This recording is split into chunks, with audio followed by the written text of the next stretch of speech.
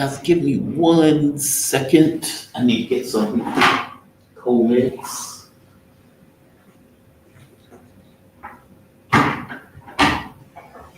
There we are. Welcome to the Jamal Thomas Morning Show. Let's kick this off. Let's kick some ass. I apologize. I am congested. I've come down with a cold or something to that effect. Nevertheless, I am here and we are going to do the news despite little, I suppose, bacteria, microbes, viruses, whatever the hell it is, trying to take me down. I hope you guys had a good weekend. I hope everything went okay for you guys this weekend and you are safe, secure, and all of those good things. I want to do a sound check before I start. Can you guys hear me all right? No issues. The word is great. No, that is way too hot. Let's take it down to this. All right. How about now? Can you hear me okay? No issues? Sound fine? We're good. We're good. We're good. We're good. All right. I'm going to go with the assumption that we are good and that the sound quality is fine. Excellent. Interesting things took place over the weekend. For one, the BRICS summit is happening as we speak, actually. That is interesting because there's been this kind of renewed push and call for de-dollarization. And of course, Iran is there making their pitch for we have every right in the world to defend ourselves. Brazil, Lula has been pushing for de-dollarization and made a very strong pitch for it. India apparently made the pitch saying, look, we're not lagging indicators in this. Basically, Modi saying, look, we really do believe in BRICS and we are going to be in it. Because a lot of people call India the lagging indicator, the one that you can't trust in the whole enterprise. India's making a point of saying, hey, look, you can trust us. We're here to do our thing and we're going to do it. Stop saying that we are not reliable. So there's that. The other thing that took place over the weekend, well, it took place Friday, but I wasn't active on Friday, was the call between Donald Trump and Vladimir Putin. Now, this is super interesting to me on a few counts that I want to dig into in a moment. But basically, Putin pointed out to him that we have vested interests and those are not going to be given up, period. And they opened just an overwhelming, devastating attack on Ukraine over the last several days. If I'm not mistaken, there was like 800 drones, missiles, chemtrails, et cetera, that went into hitting Ukraine. Many of these things were hitting effectively bomb sites, weapon depots. A few hit in recruitment camps, like buildings that they were using to store people who they were dragging and forcing into press gangs. On that one, Ukrainians applauded. On Telegram, Ukrainians applauded on them blowing up the recruitment center. So obviously, we are seeing the limits of the U.S. power, U.S. influence. This is not because the U.S. wants to, it's because they can't do anything about it. That needs to be very clear. The media is getting this all wrong. They're under this mistaken impression, oh, Donald Trump is not doing X or Y for Ukraine. If Donald Trump could, Donald Trump would. If Donald Trump was in a dominant position, are you telling me that Donald Trump wouldn't necessarily press his position? What do you know of the sociopath, right? He would, if he could. He does not, because he cannot. Again, the queen is a powerful piece, but you can only move her once. And if you are involving yourself in conflicts all around the world, well, in one sense, you're running out of weapons. So your capability of giving air defense and these other kinds of systems, well, you have to pick your pony and which one you want to give. You've decided that your pony is Israel. And so you cannot give it to the mistress. In this case, the wife gets the materials. And so it's not that Donald Trump wouldn't give it to him if he could. He just can't because they don't have the inventory to do so. Not to mention, Israel used like 20 years worth of weapon systems, like air defense, over the course of that 12 days of war. Not to mention, think of the amount of air defense that was given to Ukraine for the last 3 years under Joe Biden. You can imagine, considering the time it takes to produce these things, it takes a while. Meaning it's a limited quantity that you can produce in a 1 year period. If you're firing 2 to 3 off every time somebody fires something at you, okay, well, think of the level of intensity of the attacks that Iran was doing. You can imagine that you go through them pretty quickly. Think of the amount of attacks that Russia was doing, especially when they're firing, 800 drones in 2 days, or 800 missiles, drones, and whatnot in 2 days. You can imagine that those things run down pretty quickly. It is not the issue that Trump wouldn't want to support, in fact, Ukraine if he thought that Ukraine was winning or could win. He just can't. What we're seeing are the limits of American power, and we're seeing it in the most realistic terms take place in Ukraine. Ukraine was led down the garden path, in the words of somebody, I think it was Alexander McCurris, pointed it out that way. And now they're being left to the lurch. And they are getting taken apart piece by piece, with the world, or the very least the West, not being able to do anything about it. And daddy, quote unquote, in the way the Europeans call him, has moved his focus to somewhere else. Yep. Netanyahu is apparently coming to DC.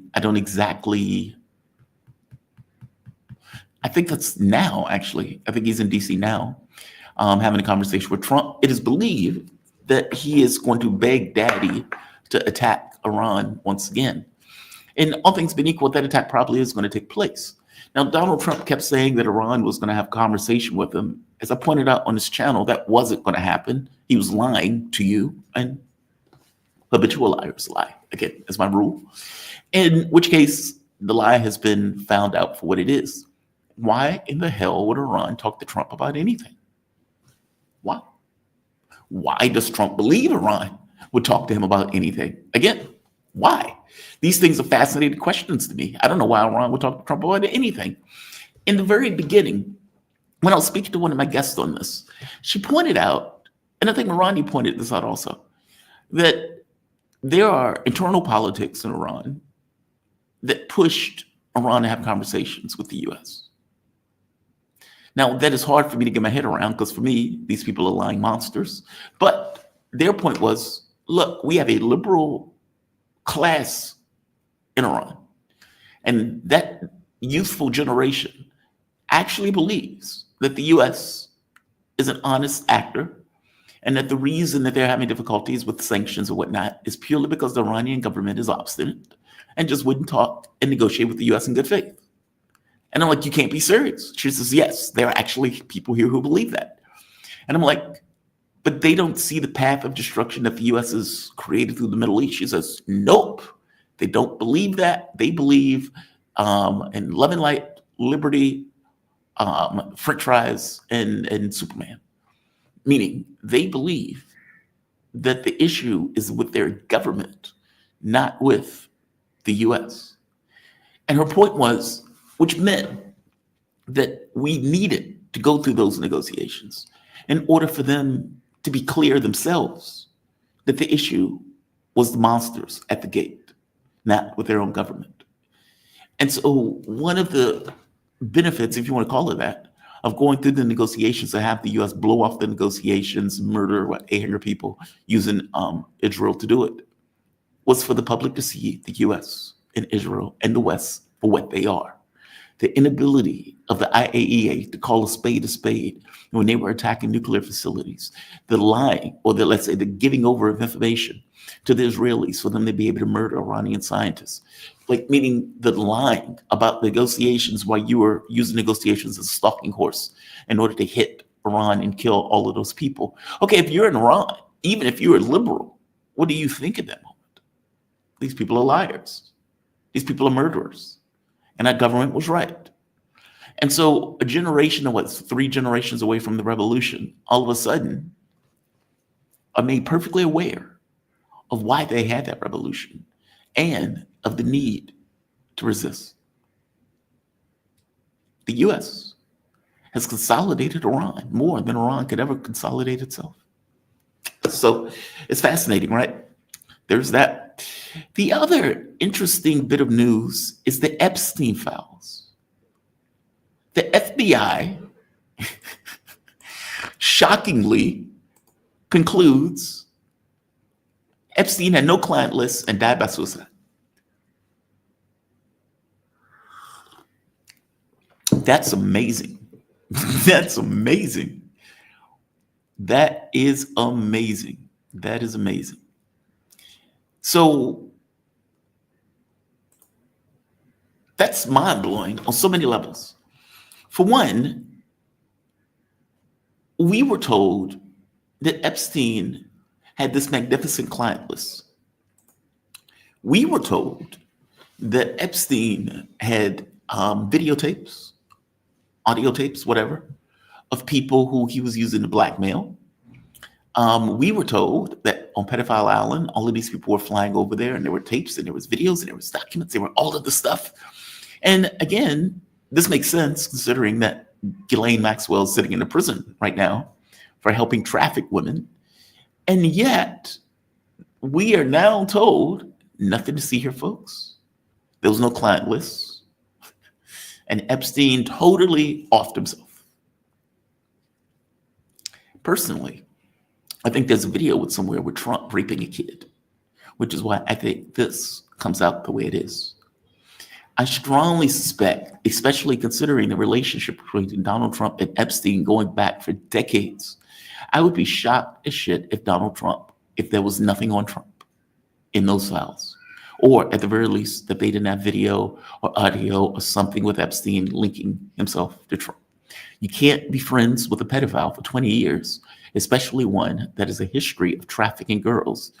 You yourself have been on those planes. You yourself have been at those parties, and yet nothing is supposed to be there. I don't buy it. I just don't buy the premise. And so, they make it as if there are no Johns, despite the fact that one of the things they caught him on was sex trafficking. Okay, that's strange. That's very strange. But that is what the FBI is now peddling.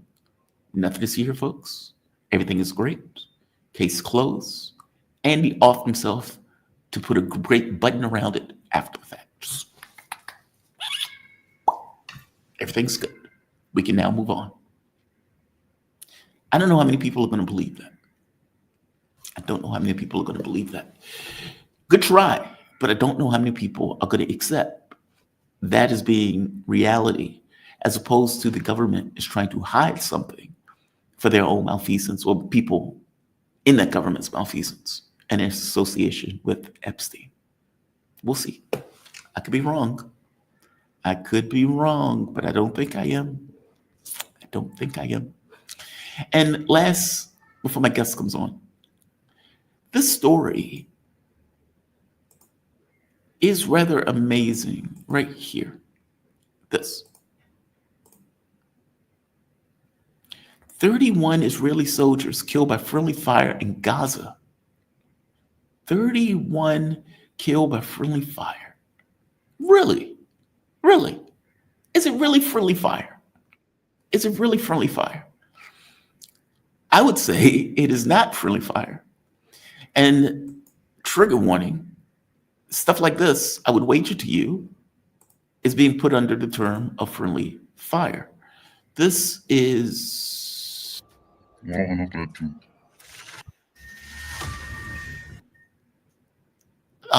of the brigades that are in Gaza. Look at what happens. السرية الثالثة وراح نقلتهم مركبة 3 تابع للسرية الثالثة وراح نقلتهم. Oh, this is going to be too long. I got to move this up.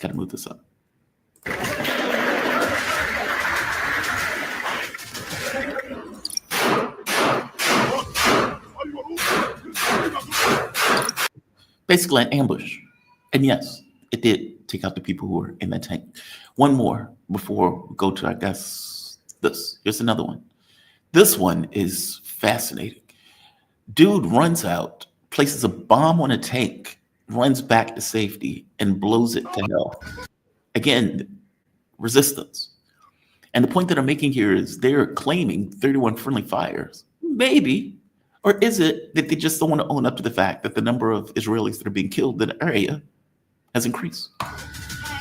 الله أكبر الله أكبر يا رب مكنا يا رب يا رب مكنا يا رب هاي البطلة عمل فداء جواب بإذن الله الله أكبر Allahu Akbar.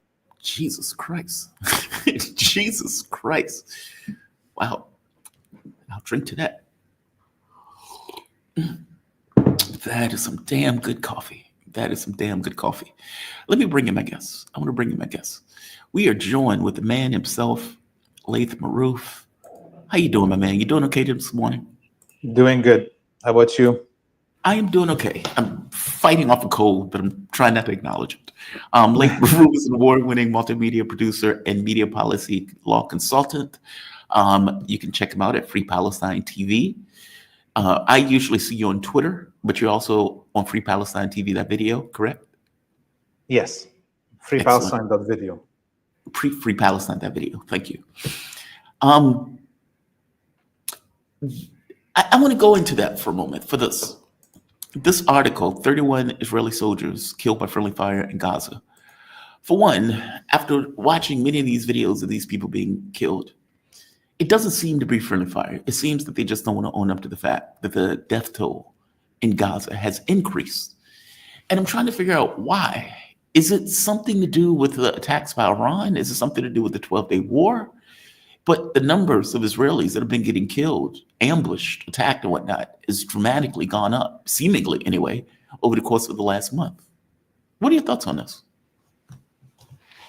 Well, there's two things. Number one, obviously, the Zionist military has been depleted in terms of energy, right? 22 months.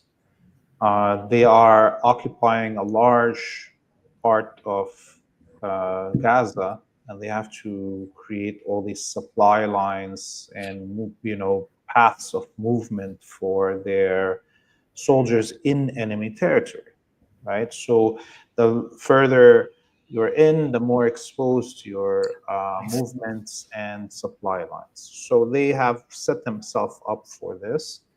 Of course, all the numbers that the Zionists have been claiming about their dead and injuries are a fraction of the reality of the real numbers of Israeli soldiers killed and the real numbers of Israeli soldiers injured. When the Minister of Defense says there's 15,000 bereaved families, he's admitting to 15,000 dead soldiers. And this is most probably a fraction of the reality. We know that Israel lied about all their losses in every war. You could go look at it, and then you can see the numbers that were admitted decades after in each of those wars, and how much they were at times 10 times the original number that the Israelis admitted to. And this includes, for instance, the missiles of Saddam Hussein during the Kuwait-Iraq war. The Israelis for 20 somewhat years said nobody died in those Scud missiles flying from Iraq on Tel Aviv. And in the end, it turned out that there's 90 somewhat of them killed in those missiles, other than the injured.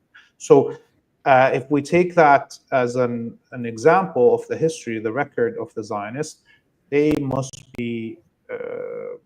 really have tens of thousands of soldiers dead, and that means all the cadre that we see right now on the ground, 22 months later, have almost everybody that came in those first waves of the war are not there anymore. It's also younger soldiers that haven't had experience for long, because everybody who has been killed by the resistance. So they are already beyond fatigue. They're having to get soldiers on the front line without any experience of even having time to get them to have experience of killing Palestinians in the West Bank that are unarmed, or trying to manage them before sending them onto the front lines in Gaza. That makes sense. So you don't see it as the Iranian attack somehow degraded Israeli capability? Because one of the things that we're learning, and I don't even know why people were shocked by this, But it came out that many of the locations that Iran had hit, Israel had effectively hit, that Iran had been hitting military bases over and over and over again. Now, to me, this was a no duh. They had obviously put in a blockade on anybody giving information about these attacks and the effectiveness of these attacks. But the fact that you're putting out a blockade, meaning me hiding something, shows that there's something to hide, right? So it's like whether you put a blockade on that information or whether you just not put a blockade and show it, equal on some level to the same thing, that something happened in those areas that you don't want people to know about. And so to me, it was obvious that they were hitting military targets, but people were apparently shocked by the fact that Israel was hiding their losses.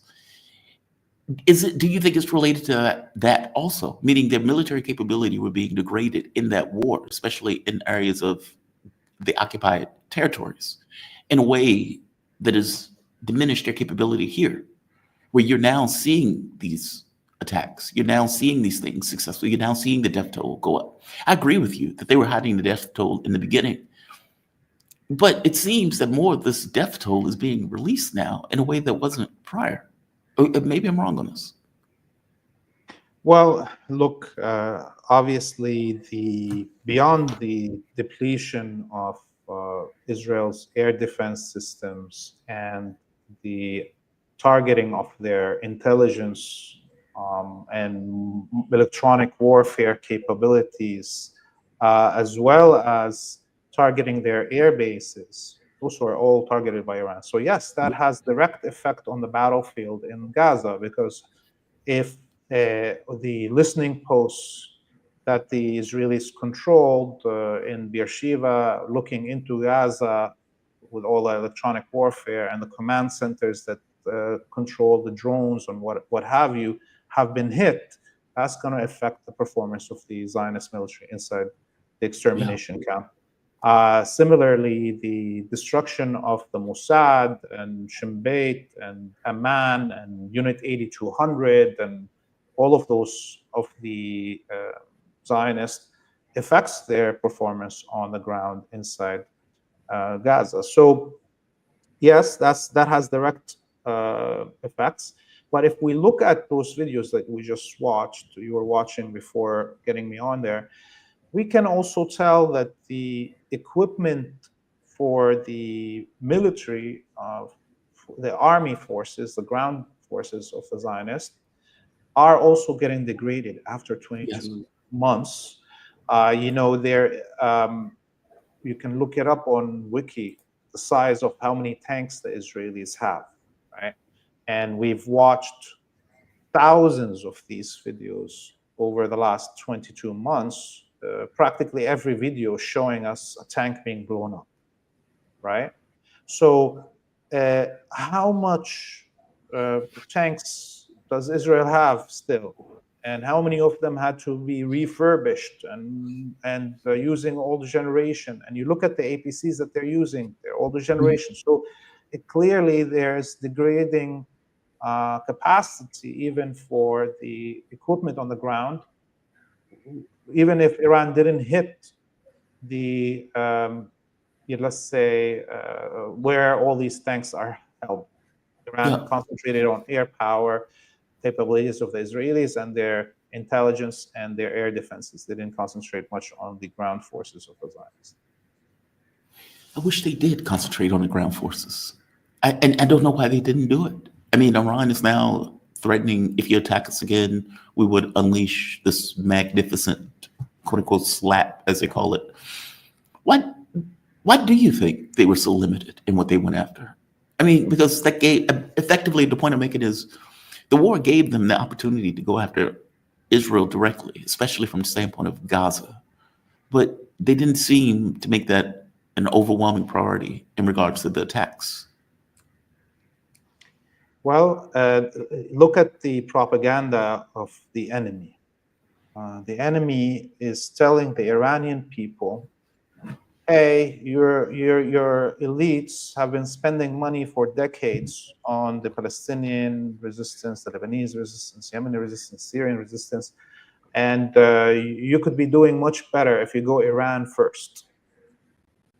Okay, this, you see that America first, Jordan first. Yeah. The goddamn American representative of Trump just arrived, by the way, in Beirut. We can talk about it in a second. But also, he was pitching from the presidential palace here this morning in his live press conference, Lebanon first to the Lebanese. Yeah, I want to get into that, by the way, So, because I'm amazed by that too. Yeah, so the Iranian state has to always balance its how it addresses its own populace. Iran did not attack the Zionist colony. The Zionists came and attacked Iran. Yes.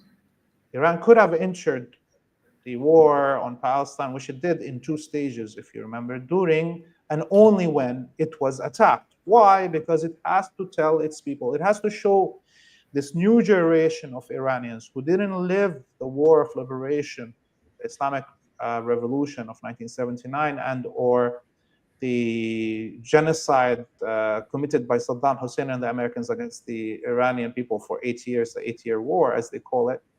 So they had to show this new generation that, look, we are not aggressors as a state.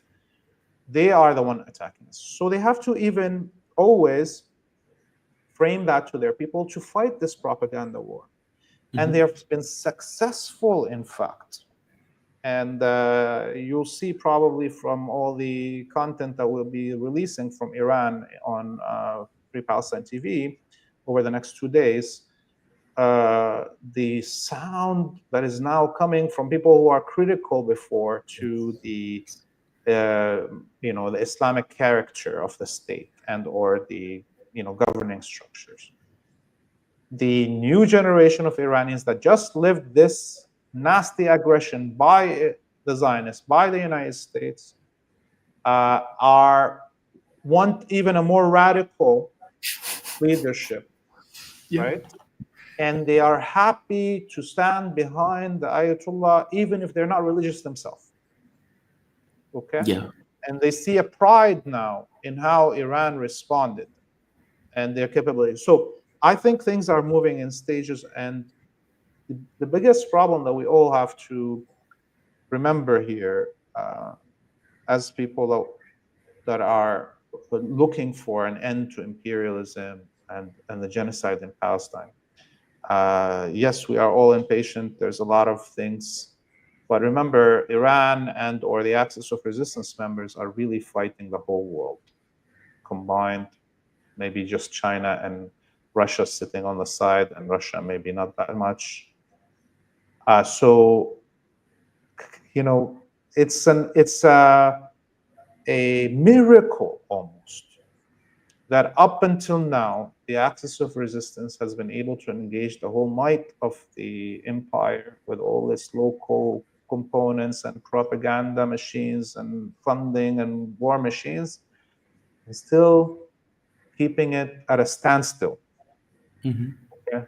We have to, and the strategy for all of the Axis of Resistance is to force the whole world to see the Zionist and the empire behind them, the whole Zionist empire, as the aggressors, never us, right? And which results now in people understanding that the resistance is just, and everybody ululates and celebrates and dances when they see missiles landing on Tel Aviv. Mission accomplished. Mission accomplished. On that one, I don't know how it's not accomplished. I mean, look, you would never get a good headline in the West, so I don't even know why anybody would try. But from the standpoint of the rest of the world, and you make a really good point. I was having a conversation with this woman from Iran, and she made the exact same point. She says, look, we had to go through negotiations because there's a generation here that wasn't around during the revolution. They don't, they think that Iran is the issue, that, if we negotiated with the US, then maybe things would have been better. And after this unprovoked attack, during negotiations, no less, after seeing the IAEA and the way that Europe behaved, that they became, I don't want to say radicalized, but they became very clear that the government is not the issue. Those monsters, they're at our gates, is the issue. And they were able to bring the country together in a way that could have never happened if they weren't attacked in the way that they were attacked. So no, you're completely correct. I got to get to Lebanon because I have to be honest with you, Lebanon always mystifies me. And so I always require somewhat of a good breakdown to explain what is happening. So after, let's say, the attacks by Israel against the Lebanese, specifically Beirut, going after Hezbollah in some cases, but really just killing civilians, it seemed to be a scale down of Hezbollah's activities. And what you ended up with is Israel, apparently after a quote unquote deal, using the deal as a tool by which to bomb Lebanon whenever it wants to bomb Lebanon. And the bombings that have been taking place over the last several weeks have been effectively unanswered to by the government itself, and even on some level by Hezbollah itself. They are trying to get Hezbollah to disarm, apparently, and Hezbollah is effectively saying F off, that they're not doing that. Explain to us what is happening in Lebanon, because the government always blows my mind because it never fires a shot in anger. So you have Israel invading Lebanon, occupying Lebanese territory, and the government just effectively standing by, doing nothing about it. Give me your take on this. What is going on in Lebanon, especially with the bombings that Israel has been doing over the last several weeks? Yeah, so there was a kind of a deal sent by Trump to the Lebanese government, demanding basically the disarmament, complete disarmament of Hezbollah in return for a peace agreement with the Zionist colony. And since then, they've been, ratcheting up all the propaganda of scare tactics against the Lebanese populace. So it started with those media supposed leaks in Western media about HTS, Al-Julani meeting with Israelis and supposedly gonna create a peace deal where Israel gives back 1/3 of the Golan Heights and HTS gets to occupy North Lebanon, Tripoli, the second largest city in the country, and the Beqa Valley, which is the food basket of the country. So this was then coupled with a visit today by, last night it was wide bombardment in Lebanon, except in Beirut. So in the south, in the Beqa Valley, there was something like 30 somewhat raids and attacks on Yemen, as we saw, on the port cities on the Red Sea. So then we had the arrival of Trump's envoy, whose name is Barak. His last name, I don't remember his first name. Barak sounds to me like an Israeli name, honestly. That's the only Baraks that I usually know.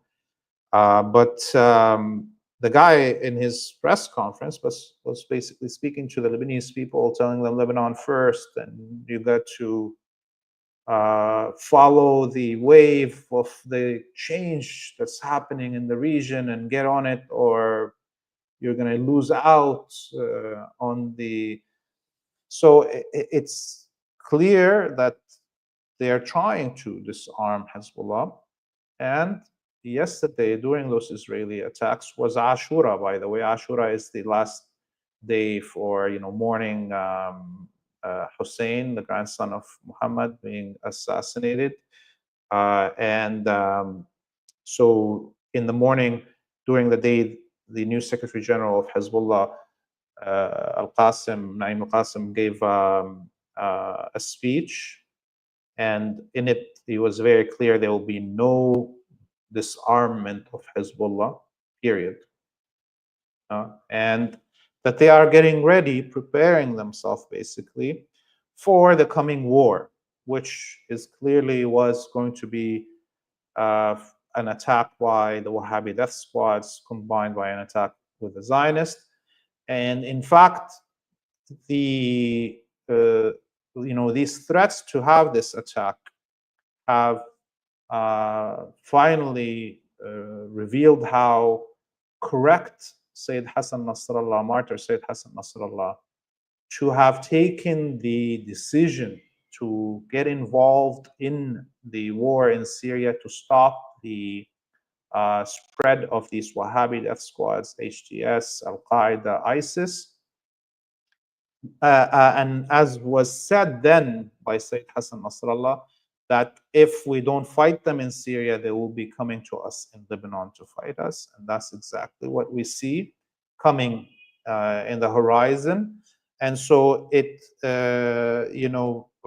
Sayyid Hassan Nasrallah has been, what do you call it, the word when you... Proven correct.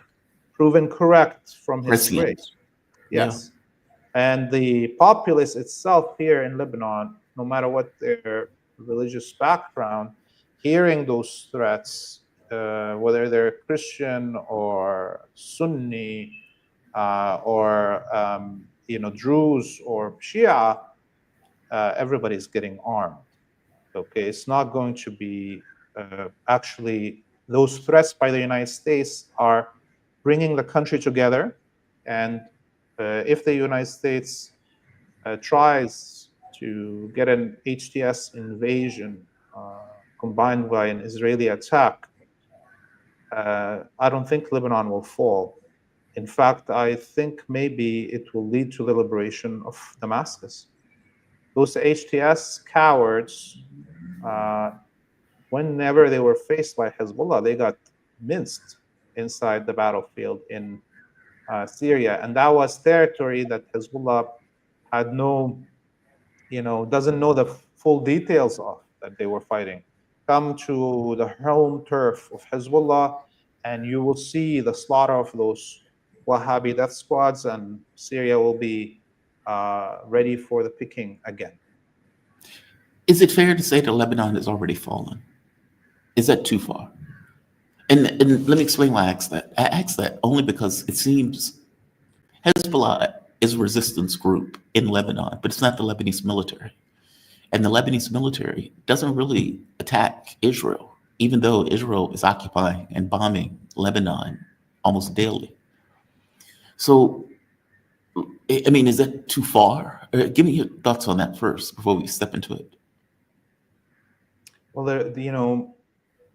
I think I was very clear for a decade of interviews that there's no such thing as Lebanon as a government and or an army. Okay, Lebanon exists just in the ether. Okay, I see. Here, literally, you can drive in any direction you want to on any street. Okay, you can park anywhere you want to, park on a sidewalk, park double park, do whatever you want to. Okay, this is also a territory that the West wanted to create into a vassal sovereign that can, buffer any resistance to the Zionist colony, and haven't been able to. So it's a contested space between that the empire has yet to capture, but it's also not a liberated space, right? So it's a contested space. So this is why actually somebody with a small party can have ramifications that are global, or a TV station from Beirut broadcasting has a reach that no other TV station in the Arabic world would, because of how it's a free zone for anyone. Yes, there is thousands of American soldiers hiding in the fortress on top of the place, but there is tens of thousands of Hezbollah in the streets. Okay, so there is no such thing as Lebanon as a state. There's no Lebanese army ever. There hasn't been since 1948. Yeah, or 42, right? So it's So is it? But did it fall? Is it fallen? No, it's not. The resistance in Lebanon will not allow it to fall. Is it going to be a harder fight than before? Of course, it's going to be a different fight also. But remember, the Zionists by themselves in the south of Lebanon were unable to occupy for 66 days until the ceasefire was called. and which brings us, by the way, to this press conference of Trump's envoy Barak. When asked about the ceasefire by a journalist, and where the Israelis' violations and why is the U.S. as the guarantor not stopping Israel Guarantee it. Yeah. And you know what he said? He says, we are not the guarantor, and there is no guarantor for this. At least he's honest. Yeah. At least he's honest. Yes. It's just like we don't get any calls about this. Yeah. Yeah. At least he's honest. It's actually good right now because, again, all of this, Hezbollah letting, basically, you're lending them the rope to hang themselves. Every time before Hezbollah or Axis of Resistance takes a offensive action, they have to, because of the power of the propaganda machine that we're all enveloped on inside in this world, because of its mass power, you have to show the populace the deceit. Let the enemy get to a point where they have to show their own deceit to the rest of the world, and then your populace is ready fully. They're like, okay, now you gave them the rope and they hung themselves with it, and then now we can attack. So Hezbollah, when they come to the defense now of their own nation, if anything happens, the whole nation will be behind. What do you think is going to happen with this? I mean, if you had to predict or give a prognostication of going forward, I mean, it seems that the U.S. is trying to force almost a civil war of sorts. I mean, even though it doesn't want the Lebanese military to attack Israel, it seems perfectly okay with them going after Hezbollah to try to disarm Hezbollah. I would imagine Hezbollah is not going to accept that. In which case, with military fire on Hezbollah, give me a breakdown of this. What do you think happens here? The Americans know that they cannot depend on the Lebanese military, period. The Lebanese military, the majority of soldiers and officers in it are Shia. We're talking about over 50%. They're not the top generals because they're not allowed to take those positions. But you could imagine an officer ordering his soldiers to go attack Hezbollah. What's going to happen, right? And the Lebanese military has only small and medium weapons. Doesn't have tanks even. It has APCs, right? Yeah. So it's it cannot fight Hezbollah. So this is why the idea has always been to bring those Wahhabi death squads into the country. And we saw over the last week and a half multiple groups being arrested by Hezbollah's intelligence, handed over to the Lebanese intelligence of Wahhabi death squads preparing for attacks. There was supposed to be an attack in the Ashura processions yesterday that was foiled 4 or 5 days before. And so this is the only path forward for the Americans is these death squads, the Wahhabi death squads, invading Lebanon, creating chaos through terrorist actions, and coupled with Israeli air cover for them. As happened in the beginning after the fall of Damascus, there was HTS attacks on the Lebanese villages in the north that I went and covered. People can watch that video. And the Israeli Air Force went all the way to the north of Lebanon and bombarded the local tribes and clans, their positions that were stopping the HTS from entering Lebanon. And by the way, the Lebanese military at that point of multiple attacks on multiple villages in the north withdrew and disappeared. Okay. Wow. This is wow. 6 months ago, right? And the local tribes and clans managed to destroy the columns of HTS, 40 somewhat tanks destroyed, and went into Syria and liberated the Shia villages that were being slaughtered inside Syria. And that's when the Israelis arrived with their air force, hitting the high ground positions that the tribes had. So they had to withdraw back into the Lebanese territory to protect their behind, basically, right? So that was an experiment staging for what they wanted, and they couldn't achieve it. They had the high and the whole West behind them. At that moment, they could have entered Lebanon if Hezbollah and the tribes, local tribes, were not ready and armed, and nobody would have stopped them if they entered Beirut, by the way. Nope. The West would have been celebrating as they're raping and pillaging in Hamra Street. And they would have come and shake hands with him and called him the new Khalif. The West would have called al-Jolani the new Khalif if you would have taken Beirut also. And they would be fine with it. I remember when this happened. So yeah, I remember when this took place. And unfortunately, the U.S., with Jelani in power, now has a death squad factory that they can use in any parts of Africa, or in this case, in the case of Lebanon. So you expect that the death squads will attack, because for all intents and purposes, they can't necessarily trust the Lebanese military to disarm Hezbollah, nor could they disarm Hezbollah. They don't have the capability of doing so. So their thought is, we would just have an attack on Lebanon itself, with Israel backing us in that attack on Lebanon. And I think from your point of view, that would give... I'm curious on something for propaganda. You pointed out that there's propaganda even internal to Lebanon. But they certainly know it's Israel that's been attacking them, correct? Or don't they know that? Or aren't they? That's a weird question. They're clearly aware that Israel is occupying and attacking Lebanon. They're clearly aware that Israel is violating any notion of the ceasefire. Do they blame Hezbollah for those attacks? I think the vast majority of Lebanese don't. Okay. And this is why it's been successful. I think the silence of Hezbollah since the ceasefire, and I mean like in terms of military silence, not responding, has exposed anyone, specifically in the useless government.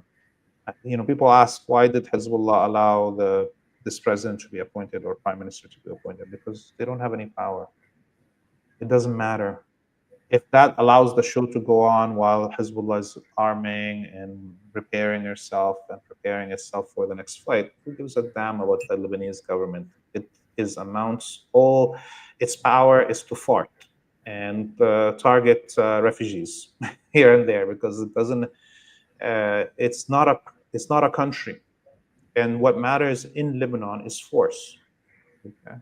So, and anyone can say whatever they want to. What matters is what can you do on the street. Mm-hmm. And so I think this is important to understand. And therefore, when the Lebanese government or prime minister or foreign affairs minister or president say something stupid and or critical of Hezbollah or calling for disarmament, who gives a damn? If I'm Hezbollah, I don't give a damn, and let him yap. That will allow anyways the Americans to try to keep on plotting and talking and trying to play a propaganda war and a power over something that is non-existent. There is no such thing as the Lebanese government. So who gives a damn? Who thinks they are the president? I'm curious from your point on something else. So your expectation is there will be an attack on Lebanon, and that for all intents and purposes, the public and Hezbollah, I guess a better way to ask this is, Hezbollah has been recobbling its strength over these last several months. I think it's been 6-7 months at this point. And that the resistance hasn't died out. They've just been in a kind of rebuilding phase. Yeah, they had to look what the Israelis and the Americans did between 2006 and the 2023 is that they basically gathered all the information of the Lebanese populace Okay, so all their databases, all the communications, and you draw a tree and connections of everything.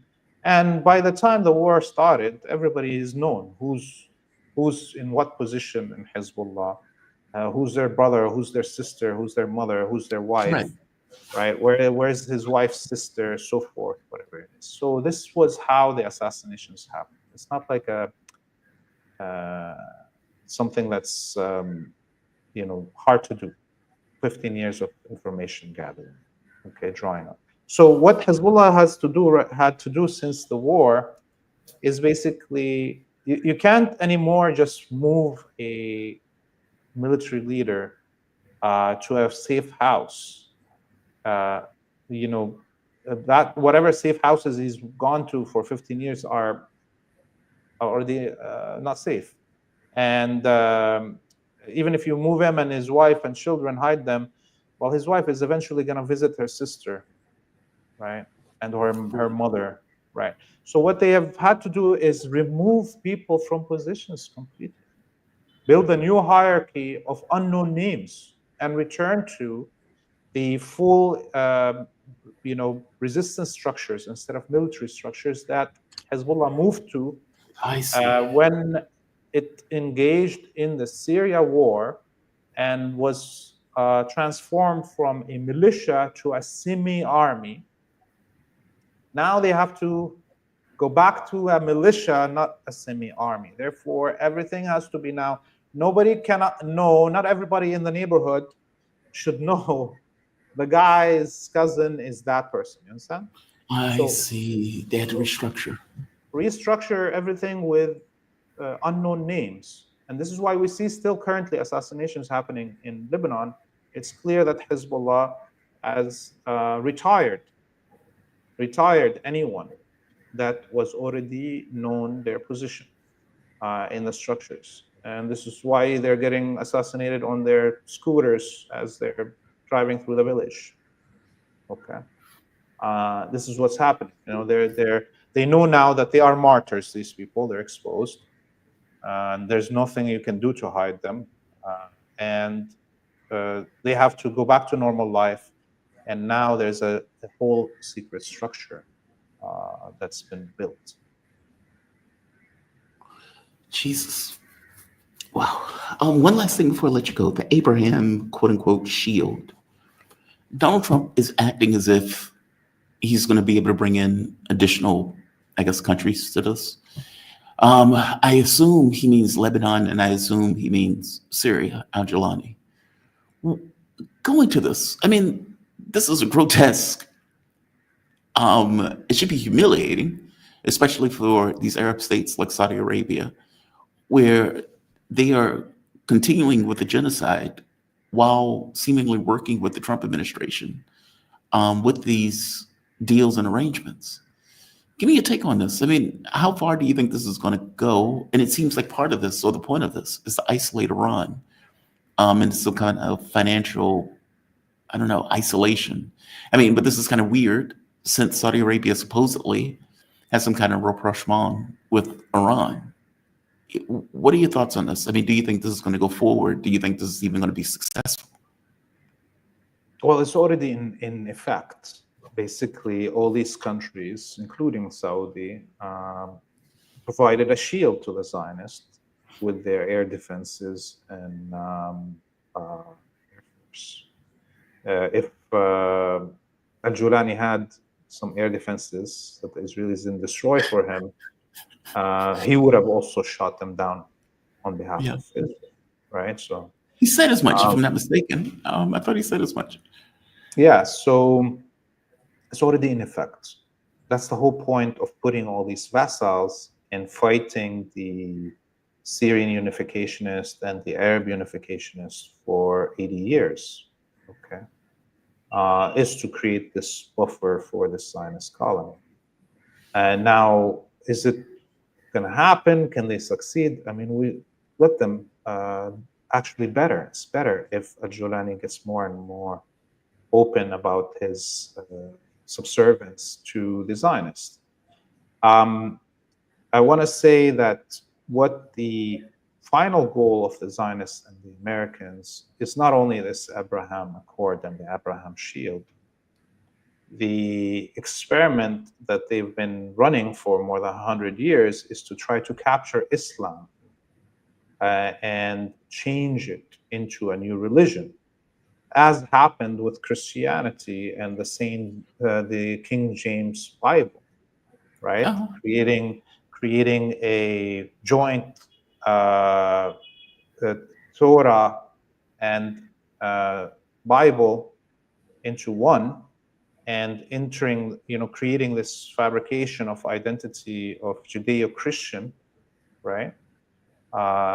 And what they want to do is capture Islam and make this a new kind of like King James Quran. Judeo-Islam, is that what you're saying? We'll bring in the Torah and the Bible into it, like how the Emiratis built those 3 houses of worship into a triangle together beside each other. They want to do that. What they want is for the Muslims to abandon Islam and accept this new Abrahamic religion. Okay, the Anglo-Christians were fooled into it.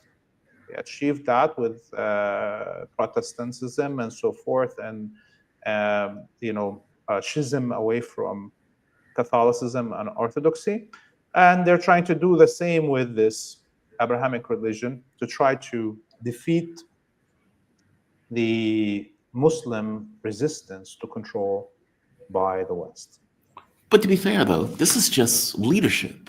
Like, there's a difference in leadership versus the public. I don't get the sense that the Saudis, let's say population, I don't get the sense that the populations of Egypt are okay with what their leadership is doing in regards to their obsequience or their weakness in the face of what their leadership is doing. I don't get the sense that they agree with this at all. They don't, but that doesn't mean that the West doesn't have dreams to do so. I mean, they were successful in molding a new Jew, right? We have to give it to them. The Jewish people prior to World War I, vast majority were anti-Zionist, prior to World War II, anti-Zionist, and people, they want to belong to the countries that they were in. Right. And today, you're talking about 80% Zionist, okay, in the Jewish population, if not more, right? And especially inside the Zionist colony. So the West managed to mold a new Jew, and that Jew accepts himself as supreme. Now, what they want is that the Muslims to say in front of themselves as Muslims, we are less than Jews, and Jews are the chosen people. That's what Zionism means. A Muslim accepting Zionism is saying that he is less human than a Zionist, that the Jews are chosen people. That's what it means for a Muslim to accept Zionism. And but that cannot happen without bastardizing Islam and the Quran itself. But see, with the new Jew, as you put it, that had more to do with self-interest, though. Like, we're taking land, we're occupying territory, we're getting money from the US to make our own space. And after you spend years bathing in the Holocaust, bathing in victimization, then you create this kind of mangled new thing that the people are willing to accept. There is no vested interest for Muslims to do that in a way that the Israelis, or let's say the Jews, were able to accept. Does it make sense? Like, there was a huge amount of self-interest built into them accepting this kind of new Jew, whereas there is no self-interest in Muslims accepting this notion of Jewish supremacy. I'll tell you where. Look at the Wahhabi death squad. The social contract is that you can go, colonize, pillage, rape, and not only will you go to heaven for all of that? But also, you will have the blessing of the empire. And this is what this basically Barak, the representative of Trump, was kind of hinting to. Look at Syria. He literally said this. Look at Syria, and the whole world is opening up to it. Do you want to be left behind? Basically, he's telling the people, the Muslim people of the area, that if you choose resistance, you will be raped and killed and pillaged. That's your fate, like that of Gaza, like that of those who resisted in Syria and Iraq and Iran and Yemen. But if you come with us, jump on the ship with us of the Abrahamic shield, we will open for you the right to colonize, pillage, rape, steal, kill. That is actually the basic social contract in the whole empire. You can be black and in the United States and get on board with any mercenary group and or foreign army like the Foreign Legion of France, or get into the United States, or go into even Israel, and you also can beat and rape and pillage and take people's money from their homes, right? The Lebanese doesn't want to do that. What colonialism is. I know, but I don't get the sense that Lebanon wants to do that. Like, that's what I mean. Like, that's, if you tell me, hey, if you get on board, I'll allow you to kill, murder, and maim. That is not really an appetizing pitch to me. I get it for the Wahhabi death squads who believe that stuff. Fair enough. You know, you come to a poor guy in Tajikistan and you tell him, hey, here's a $3,000 salary a month, plus you can go rape any woman you want to. And so this is why it's important for the empire to try to destroy the Ayatollah and the Shia religious hierarchy system that has been pitching to their own populace something else.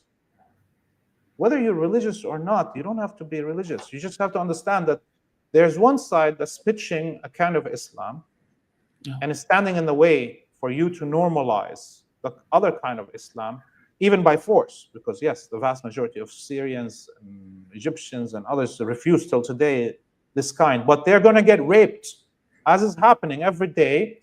There's at least 30 women in Syria every day that are being kidnapped from even Sunni families, because they belong from families that have been proud sometime in their history. So you better rape it out of them. Okay? So this is how it's being done, and this is the war. Do you really think that Syria, and this could be the last question, I'm sorry, that they're going to be able to keep Syria together, even with the relieving of sanctions, even with, I don't know, all of this talk about the world opening up to it, especially with Jelani being so over the top ass kissing to Israel? This seems like his own death squads will take issue with this.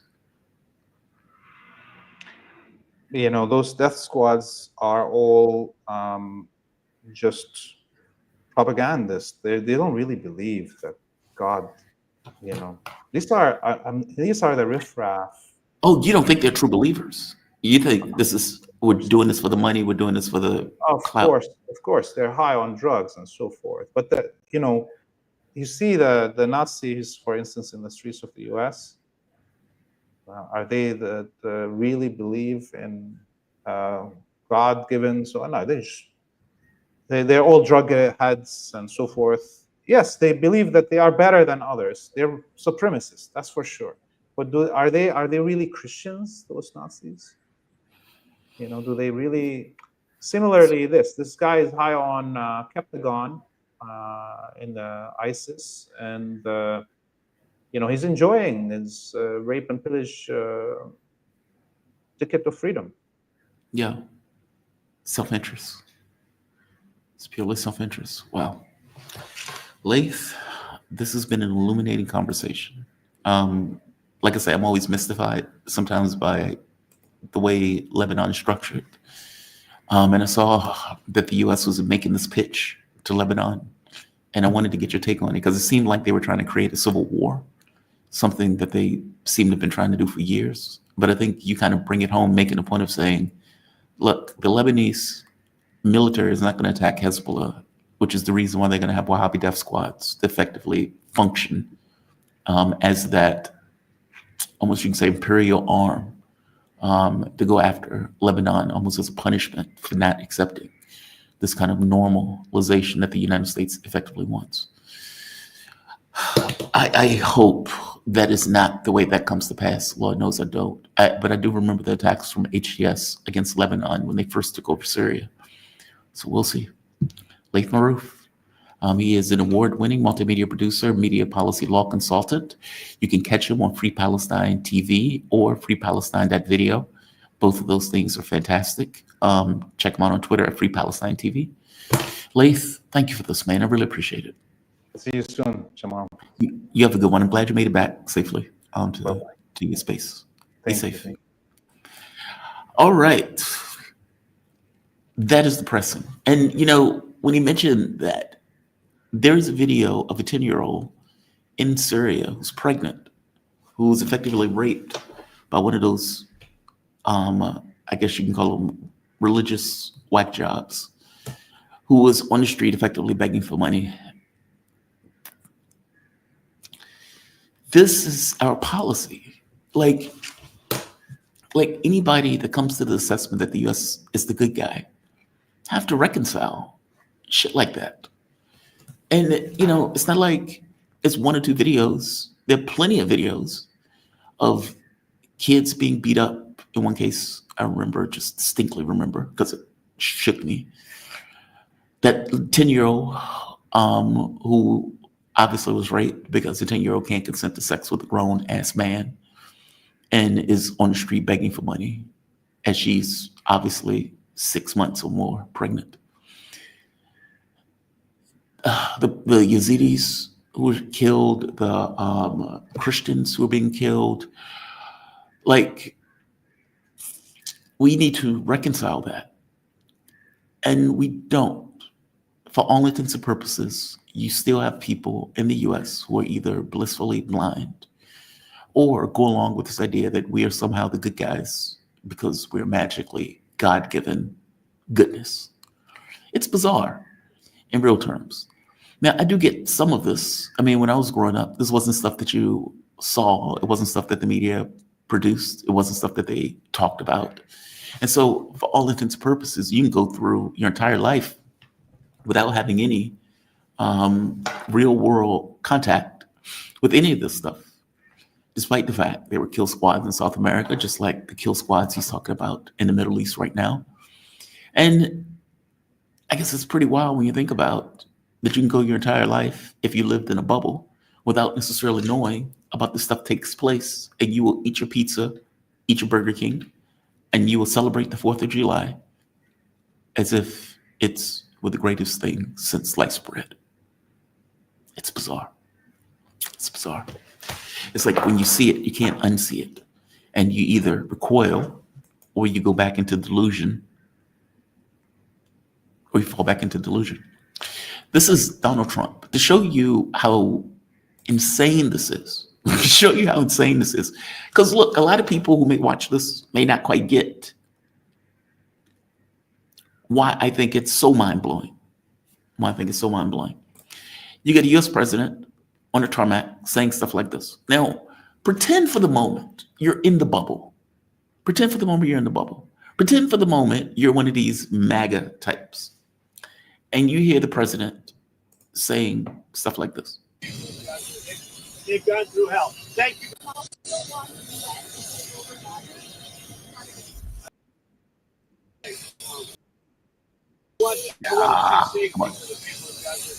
They've gone through hell. Thank you very much. Thank you. I want the people of Gaza to be safe. I want to see safety for the people of Gaza. They've gone through hell. Thank you very much. Thank you, sir. I want the people of Gaza to be safe because they've gone through hell. I want the people of Gaza to be safe because they've gone through hell. Nothing else to say. Moving on. Now, We give 80% to genocide, and we've done so for the last 2 years. This is before Trump took over and after Trump took over. We have given Israel bombs to bomb tents, villages, to carry out assassinations, etc., under the same president who says we want Gaza to be safe. To make this wilder, to make this even wilder, you have videos like this. And again, this is right here. Right here, right here, right here. Same president that says he wants Gaza to be safe is the same one paying for this. This is his plan, by the way. Contractors say Not just the bullets. Israelis. The AP says the first of its kind video was leaked by 2 US contractors working at GHF sites. They say they've been disturbed by the dangerous and irresponsible practices they've seen. The contractors say bullets, stun grenades, and pepper spray were used at nearly every distribution, even if there was no threat. One contractor said bullets were fired in all directions, at times towards hungry and desperate Palestinians. They also said security staff hired to work at the sites were often unqualified, unvetted, heavily armed, and appear to have an open license to do as they wish. Got IDF tank posted on the northwest corner. One of the videos obtained by the AP shows what appear to be heavily armed security guards discussing how to clear nearby Palestinians. I think you hit one. At least 15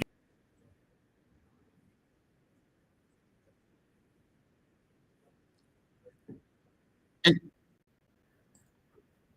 just to be clear, that was an American voice. Hey man, I think you hit one. I think you got one. As if you were shooting fish in a barrel at some kind of thing, meaning they said it with the most casual disregard for human life that one could say it. And as he pointed out, every distribution site, for the most part, acted in the exact same way. One of the posts, I think it was on British media, they asked it in a weird way, but something like, why is it that so many people die at food distribution sites?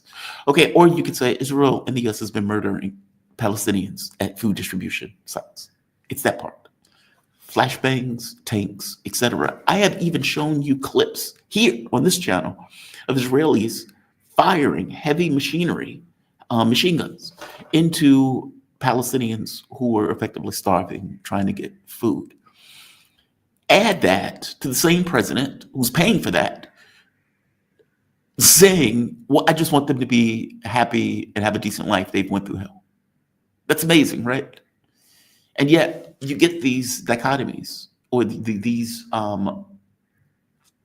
clashes of reality side by side one another. And I guess my point is you get this constantly. It's not just on this issue. You get it constantly.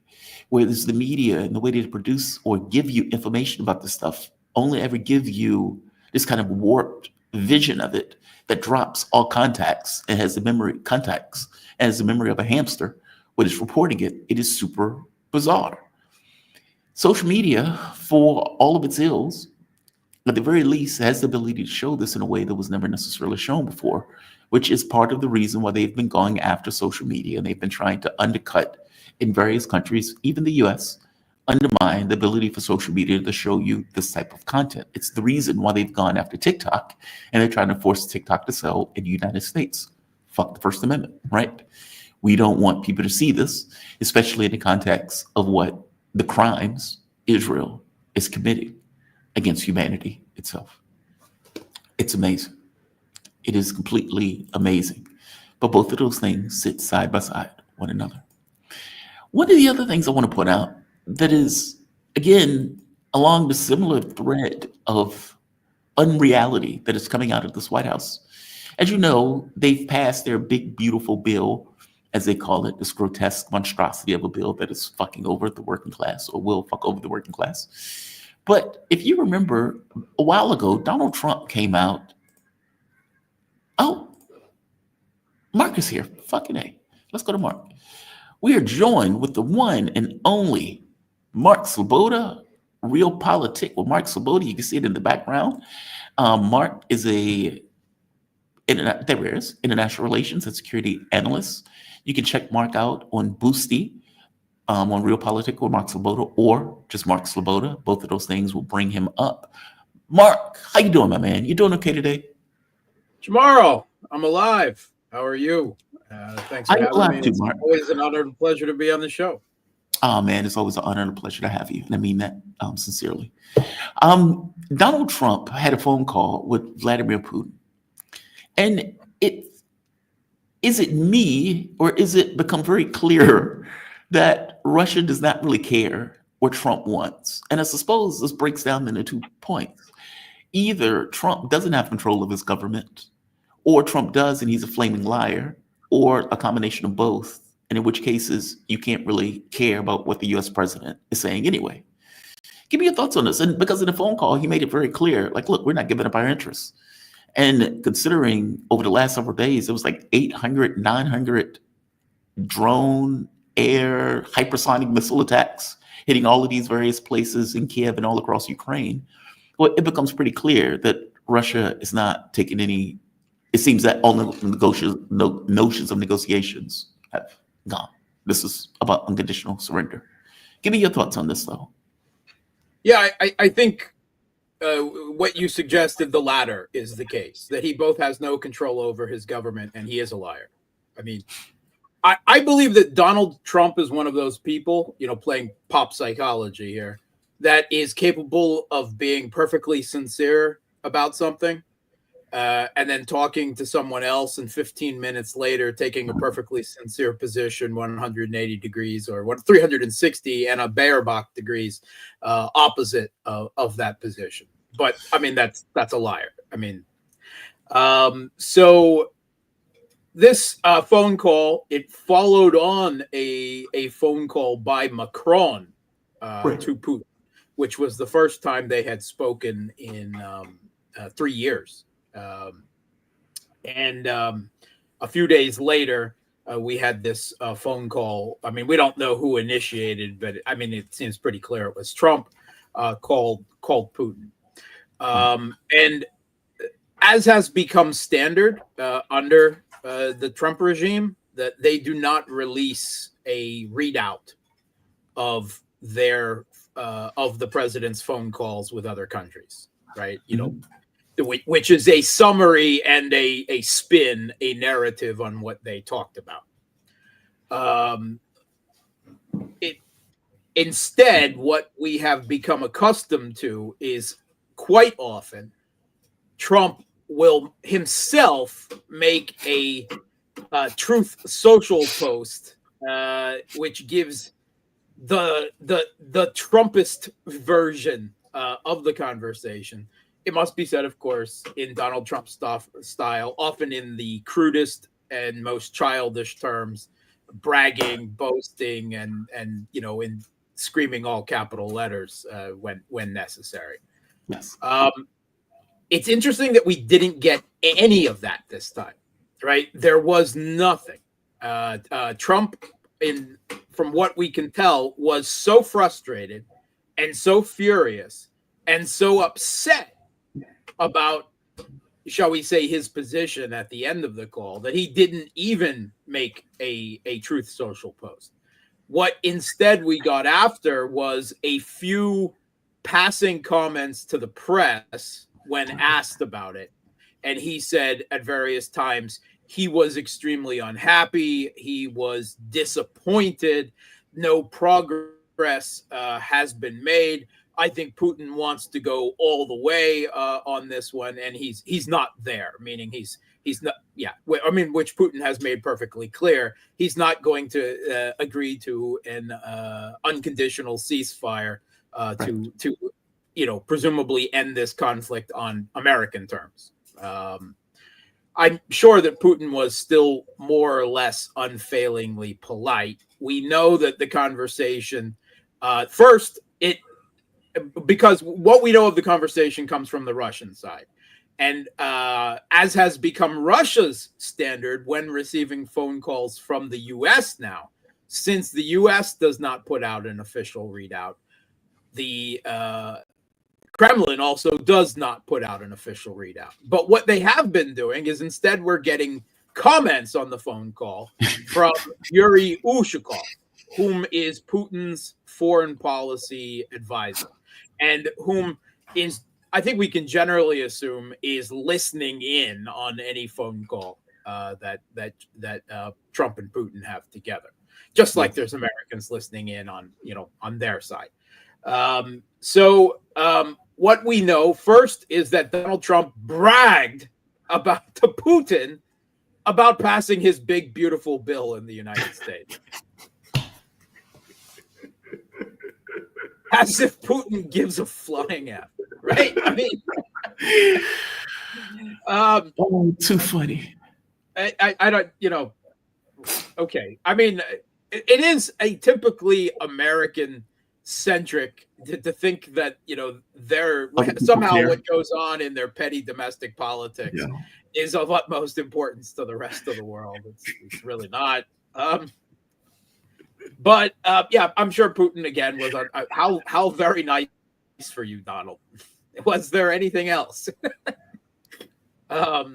We know that they also talked about Iran, and I can't imagine there was there was dancing around each other in that particular position there. Now Russia. The official position is that the Russian government doesn't want Iran to acquire nuclear weapons either, but Putin condemned the unprovoked act of aggression by Israel and by the United States on their strategic partner Iran, and made clear that if the U.S. wants to have discussions with Iran about their civilian nuclear enrichment program, which has been monitored by the International Atomic Energy, then diplomacy is the only proper way to do that. Other than that, I mean, there was a few really, shall we say, filler items in the conversation. Putin suggested that Russia and the U.S. Have a joint film festival highlighting conservative values, tradition. Not it wasn't termed conservative. Term traditional values. Now, I am quite sure that this was something that the Kremlin's, shall we say, psychological profilers came up with as a non-item that might, be emotionally appealing to Trump, right? Because this is, in other words, a subtle form of buttering up and manipulation, Kremlin style. I think that's how we can consider that, right? I mean, I'm sure they would go ahead and do it if there was any really evidence, but I mean, I quite honestly can't see this happening. It's just like, like I said, filler conversation that is meant to soften the rest of the blow of this conversation to Trump. They talked about business opportunities. Oh, how much money Americans could make investing in development and resources in Russia, as has become standard.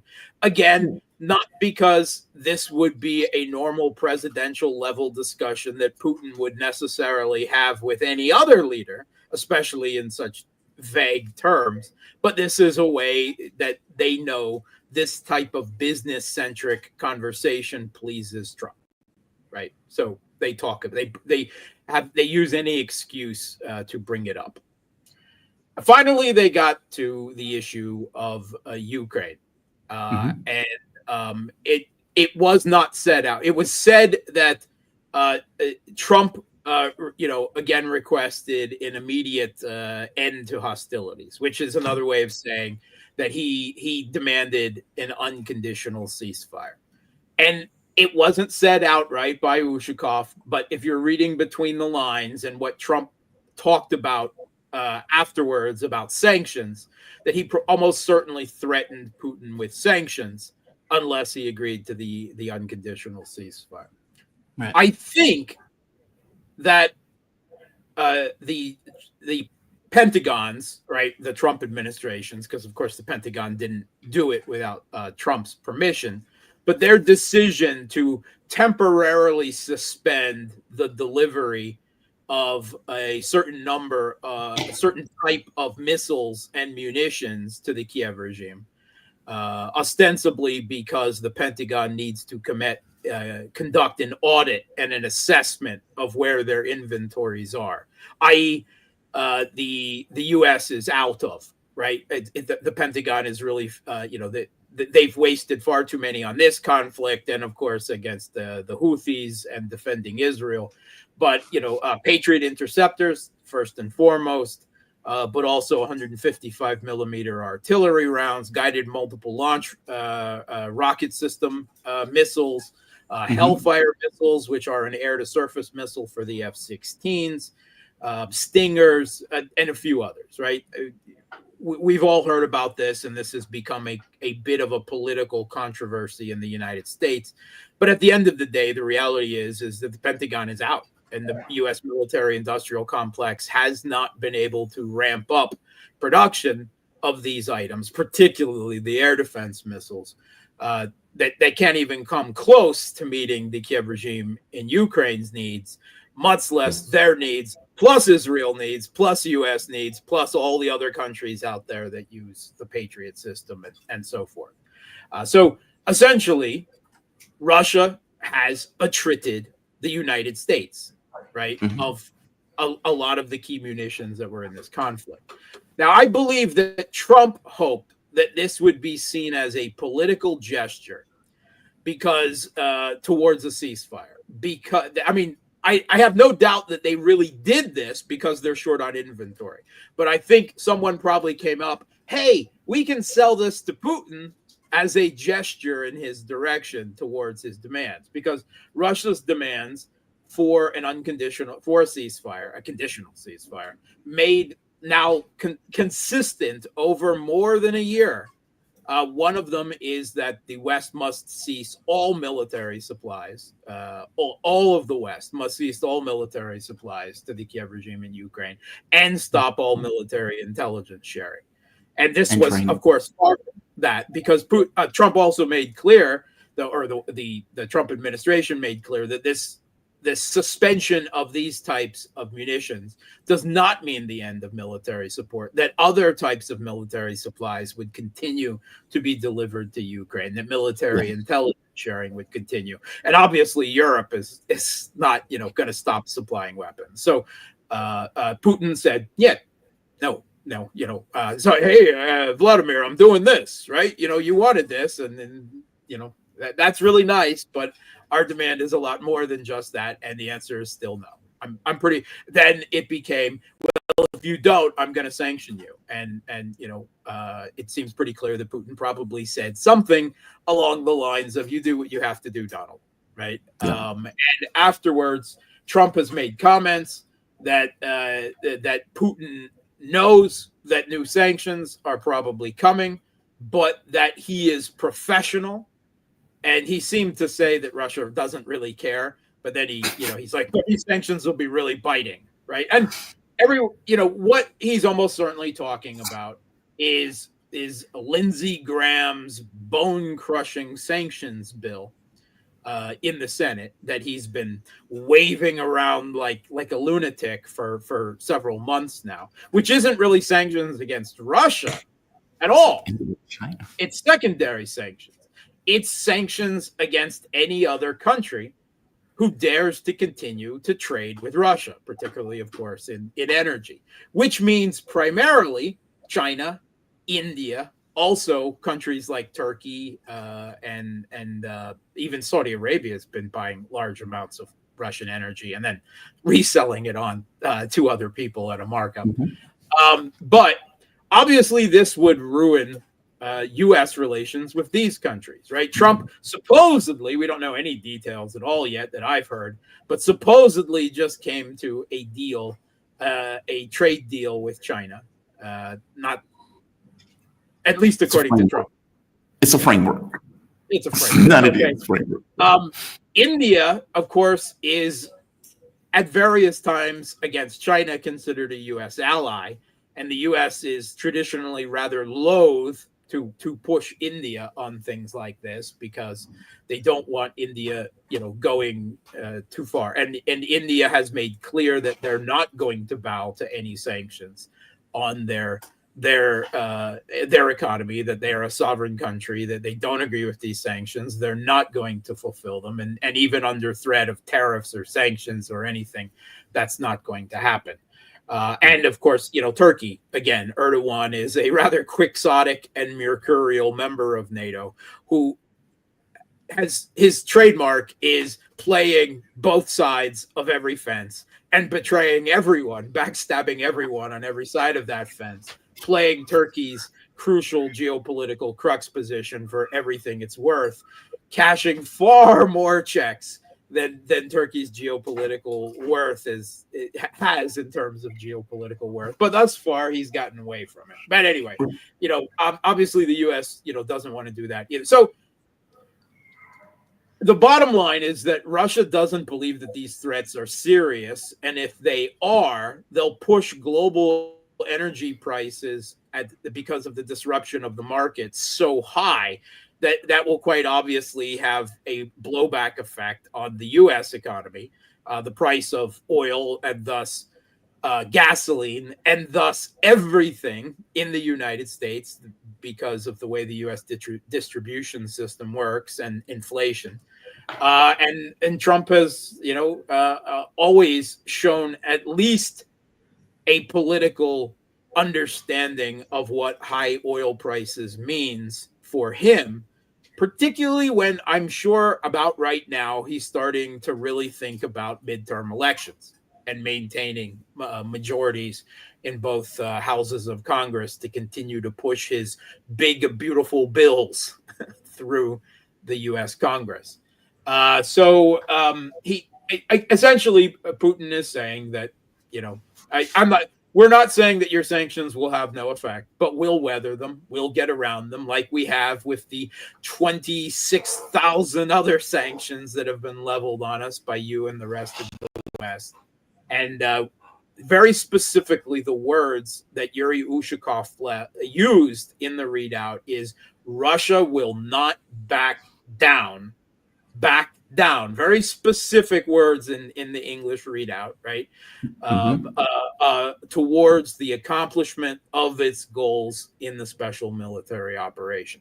Those are strong words. And to me, the use of those words indicates that threats were made and Putin said, no, I don't care.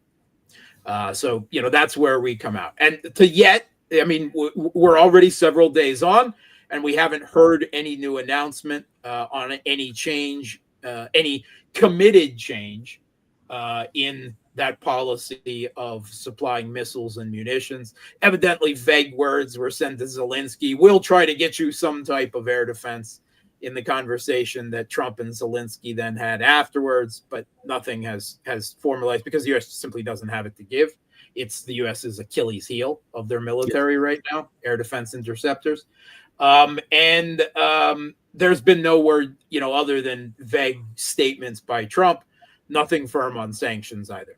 So for the moment, once again, there has not come the crisis moment when Putin continues to say no to Trump's demands. But we must imagine that one of two scenarios will eventually emerge.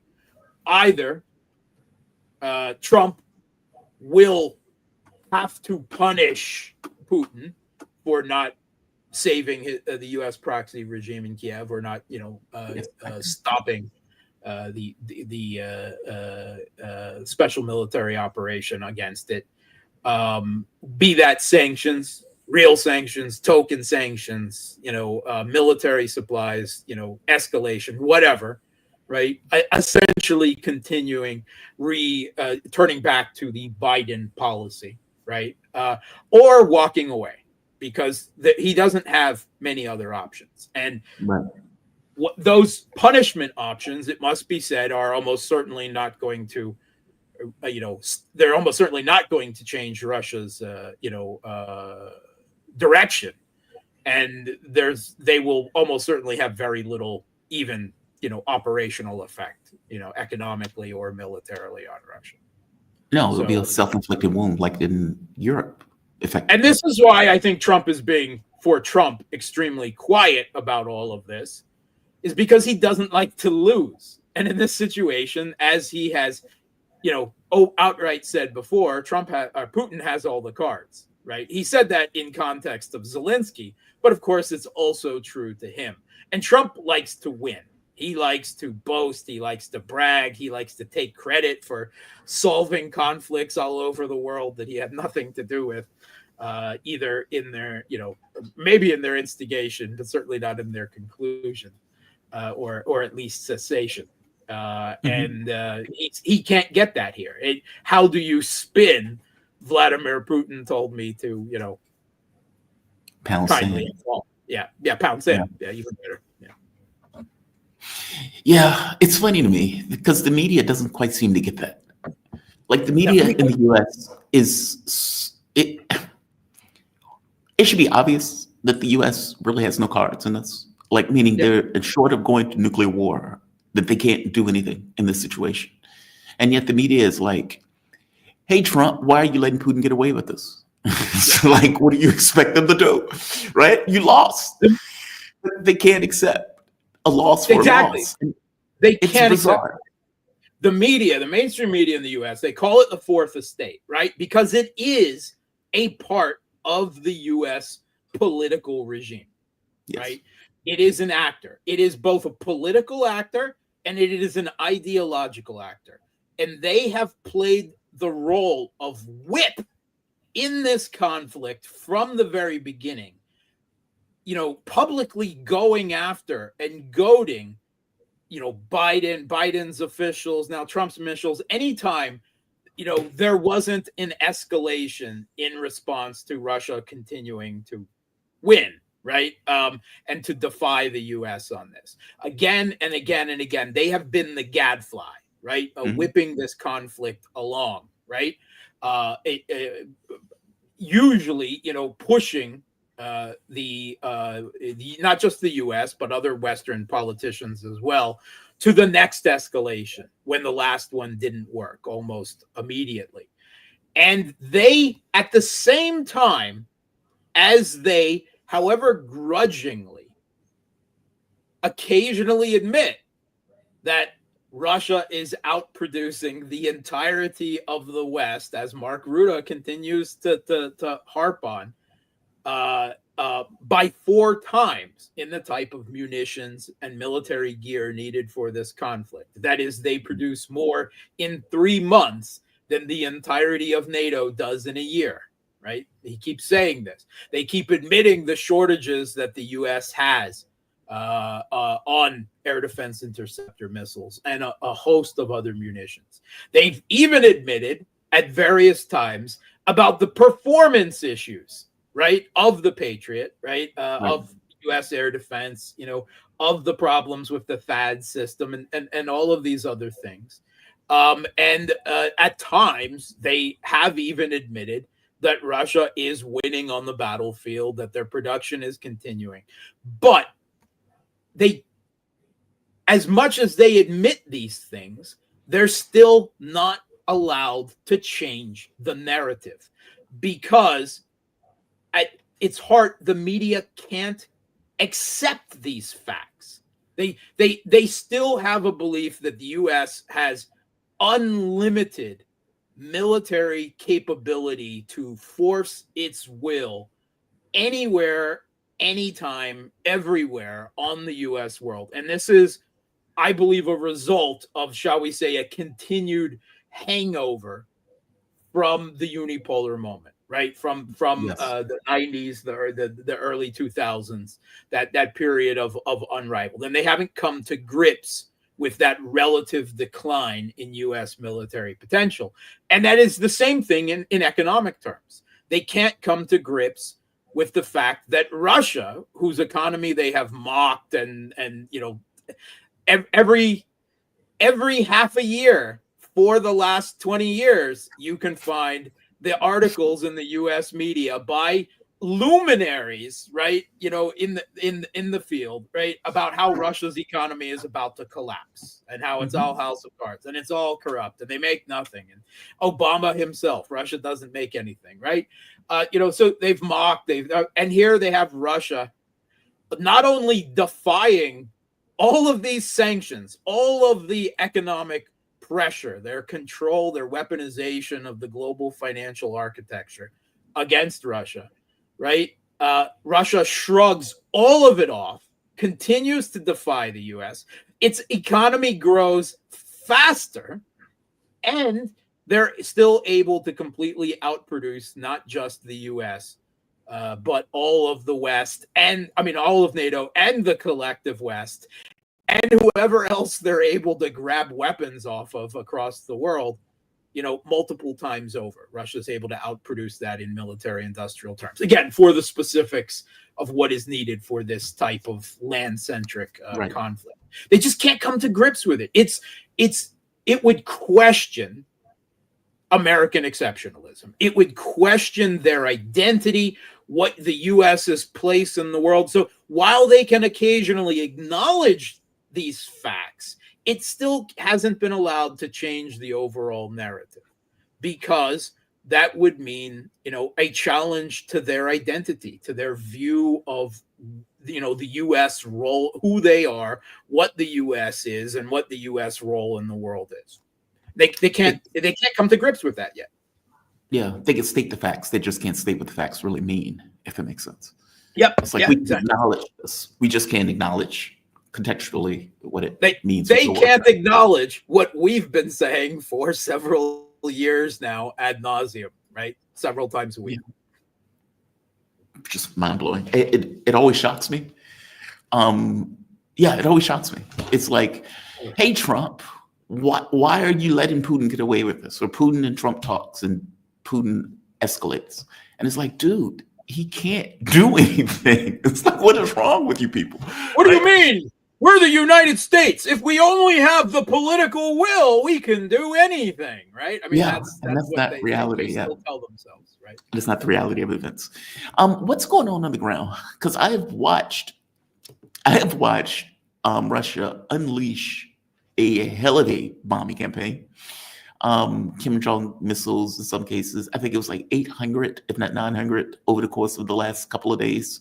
Yeah, 2 days. Yeah, close to 900 drones. Yeah, an astonishing amount of weaponry being employed all across Ukraine, including hidden recruitment centers, which apparently people, Ukrainians on Telegram applauded. I was going to bring that up. Thank you. Yeah, I can show you the post if you want. It's the funniest thing in the world. They're like, yes. Yes. Do it. So, yeah, Russia's long range. It has to be said that the Kiev regime is making long range strikes as well, right? So the nightly exchange of drones and missiles on both sides continues. In fact, the Ukraine side did lob some missiles in the last week, right? Which, you know, they haven't always done. And it has not become clear. There's arguments among military analysts yet what type of missiles they fired. Were they Storm Shadows? Were they Scalps? Were they Taurus? Were they some supposedly Ukrainian domestic production, right? Which might mean Taurus with a made in Ukraine stamp put on it in Ukraine, right? Something like that. We don't know. But they've scored a few hits, right? They still get their licks in. The majority are stopped by Russian air defense and electronic warfare, drones or missiles. But no system, even the best system in the world, which is Russia's, is perfect. But I mean, they killed a general in Kursk last week, the deputy chief of the Navy in a missile strike in the Kursk region, I believe. They got an attack early last week in Izhevsk. Izhevsk is in south central Russia. It is 1,300 kilometers from the contact line. And they hit a military industrial factory there, facility, that was, from what the reports I've read, is involved in the production of the Tor short-range air defense system, something that has proven extremely effective in the SMO, one of the unheralded weapons, shall we say, particularly in its use against drones just like this, right? But of course, this was where they're made, not, also, they may have also done some missile components for missile production. Now, I did see Can I interrupt you videos. real quick while this is on my mind? Do they really believe that came from Ukraine? That's the most important thing about this. That's the most important thing. No, they don't. They don't believe it came from Ukraine at all. I saw some videos that obviously Russian air defense was active around that facility. They did have air defense, and they did bring some things down. We don't know how many got through. At least one got through, and a fire was started on the facility. Now, my understanding is that it was not catastrophic, that it did damage, but it's damage that can be repaired. But 3 people were killed and 20 were injured, right? Factory workers, almost certainly. Now, of course, that's a legitimate target. It's military industrial. I would never suggest otherwise. But the big question is, where did this attack come from? And there has not been a definitive answer from the Ministry of Defense yet. But the consensus of Russian military analysts is that it came out of Kazakhstani airspace, because Kazakhstan is not far from this facility. Now, Kazakhstan is largely a big, empty country, right? Small population, big, lots of wilderness, lots of steppe. Now, there's no suggestion that Kazakhstan allowed this attack out of its territory. This is almost certainly another condition of this type of asymmetric operation spiderweb of trucks packed with drones into the country and either fired out of the trucks or some, drone HQ, temporary HQ set up in some isolated location, then used to fire these off, then pack them up and, get out of Dodge, right? I mean, that is almost certainly the situation. So the consensus is that this was a smaller operation spiderweb type attack again. And the takeaways are that obviously with the partial success that they had with that, they are planning to continue such type of asymmetric attacks, which, of course, anything that they have success with, they should in military terms. But that also the big takeaway for Russia should again be, if it hasn't gotten through, that there's no place in Russia, no matter how big Russia is, and Russia's big, that is completely safe, right? That they are in a war, that any place in Russia can be reached out and touched under the right terms and conditions, right? No matter how far they are from the contact line. That's simple, a truth of this conflict, and increasingly a point that every country in the world should be paying attention to. I did a whole special in focus video on the implications of container warfare, containers packed with drones and missiles, and that every country was preparing for their use, every country with capabilities, but that it's the Kiev regime backed by the US and the UK and maybe Israel as well, who knows, that finally opened that Pandora's box. But that precedent is going to continue. And when you consider the military and economic, consequences, that essentially any state actor or non-state actor of even middling capability that can pack a cargo container with drones or missiles can strike practically anywhere in the world, giving them long-range strike capability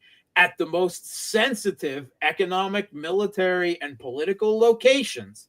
And the fact that every major port in the world handles thousands, if not tens of thousands of these containers every day, right? There's close to 20,000 of these that just go through the port at LA every day, right? I did a in focus video on this for the exclusive content on my Boosty page right after the Operation Spiderweb, and the consensus is that this is another episode already of that, and that again, it has huge global, not just for this conflict, but for every conflict. This has big securitization and economic consequences moving forward. It's a new Pandora's box. It's a new precedent. It's been theorized for over a decade now. You can find plenty of things on container warfare, right? Serious military journals and serious journalistic pieces online. Now the Pandora's box has finally been opened, and it achieved at least partial success, which means everyone's going to be, if they weren't taking a look at it, they're certainly taking a look at it now. So that is, an example of how they're still getting their licks in, right? Now, that being said, they are being ground back all along the contact line, and Russia's long-range strikes every night are much larger, much more effective, much more damaging, and the Kiev regime now effectively has no air defense whatsoever. I saw a video, I posted it again on my page, on one of my shows in the last week, of a video that Reuters put out or taped back on June 23rd. So already, more than 2 weeks ago.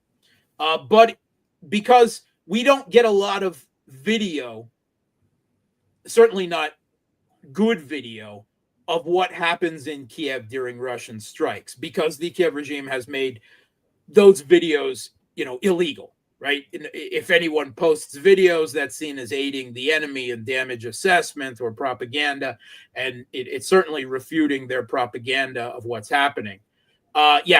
Scenes like that. And that's what you saw in this video.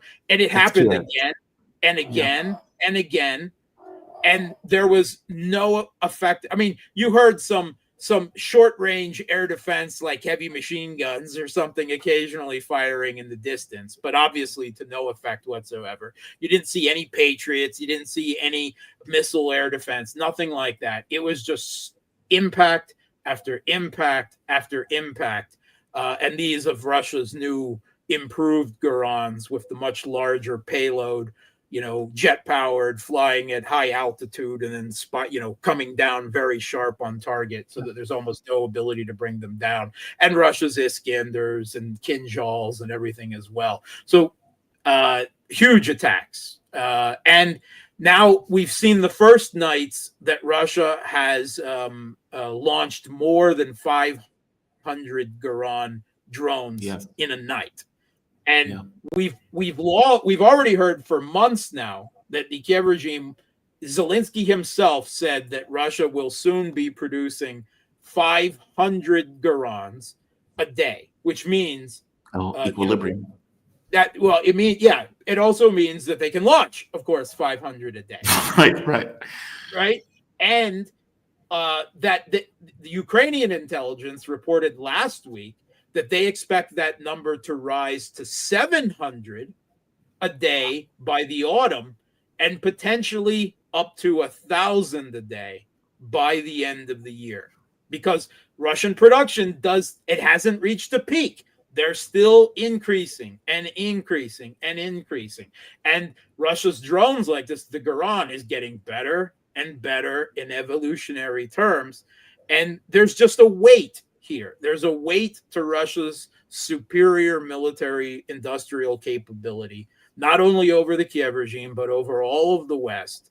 And I'm sorry, whatever they may claim otherwise, there's a weight to the fact that Russia's weapons, in terms of this combat at least, are better, right? They can produce in greater quantity. They're more efficient. They're cheaper to make.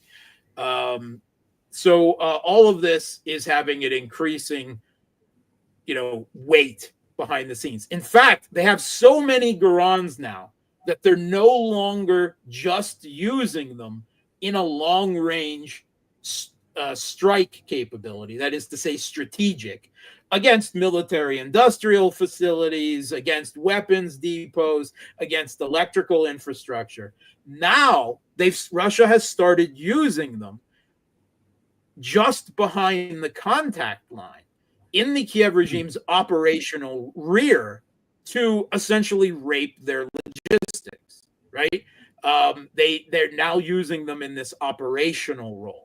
They previously, I mean, Russia already has good capability. They regularly use their FABs and their CAB glide bombs in this capacity. Well, now they've got more choice. And we see Garans because they've got more than they know what to do with yet. And that's not an exaggeration. This was actually something said at the end of last year by the German defense minister, Boris Pistorius, that Russia is producing far more than it's using or needs right now for the special military operation, and that it is actually stocking its weapons warehouses. Well, it's producing more than it needs.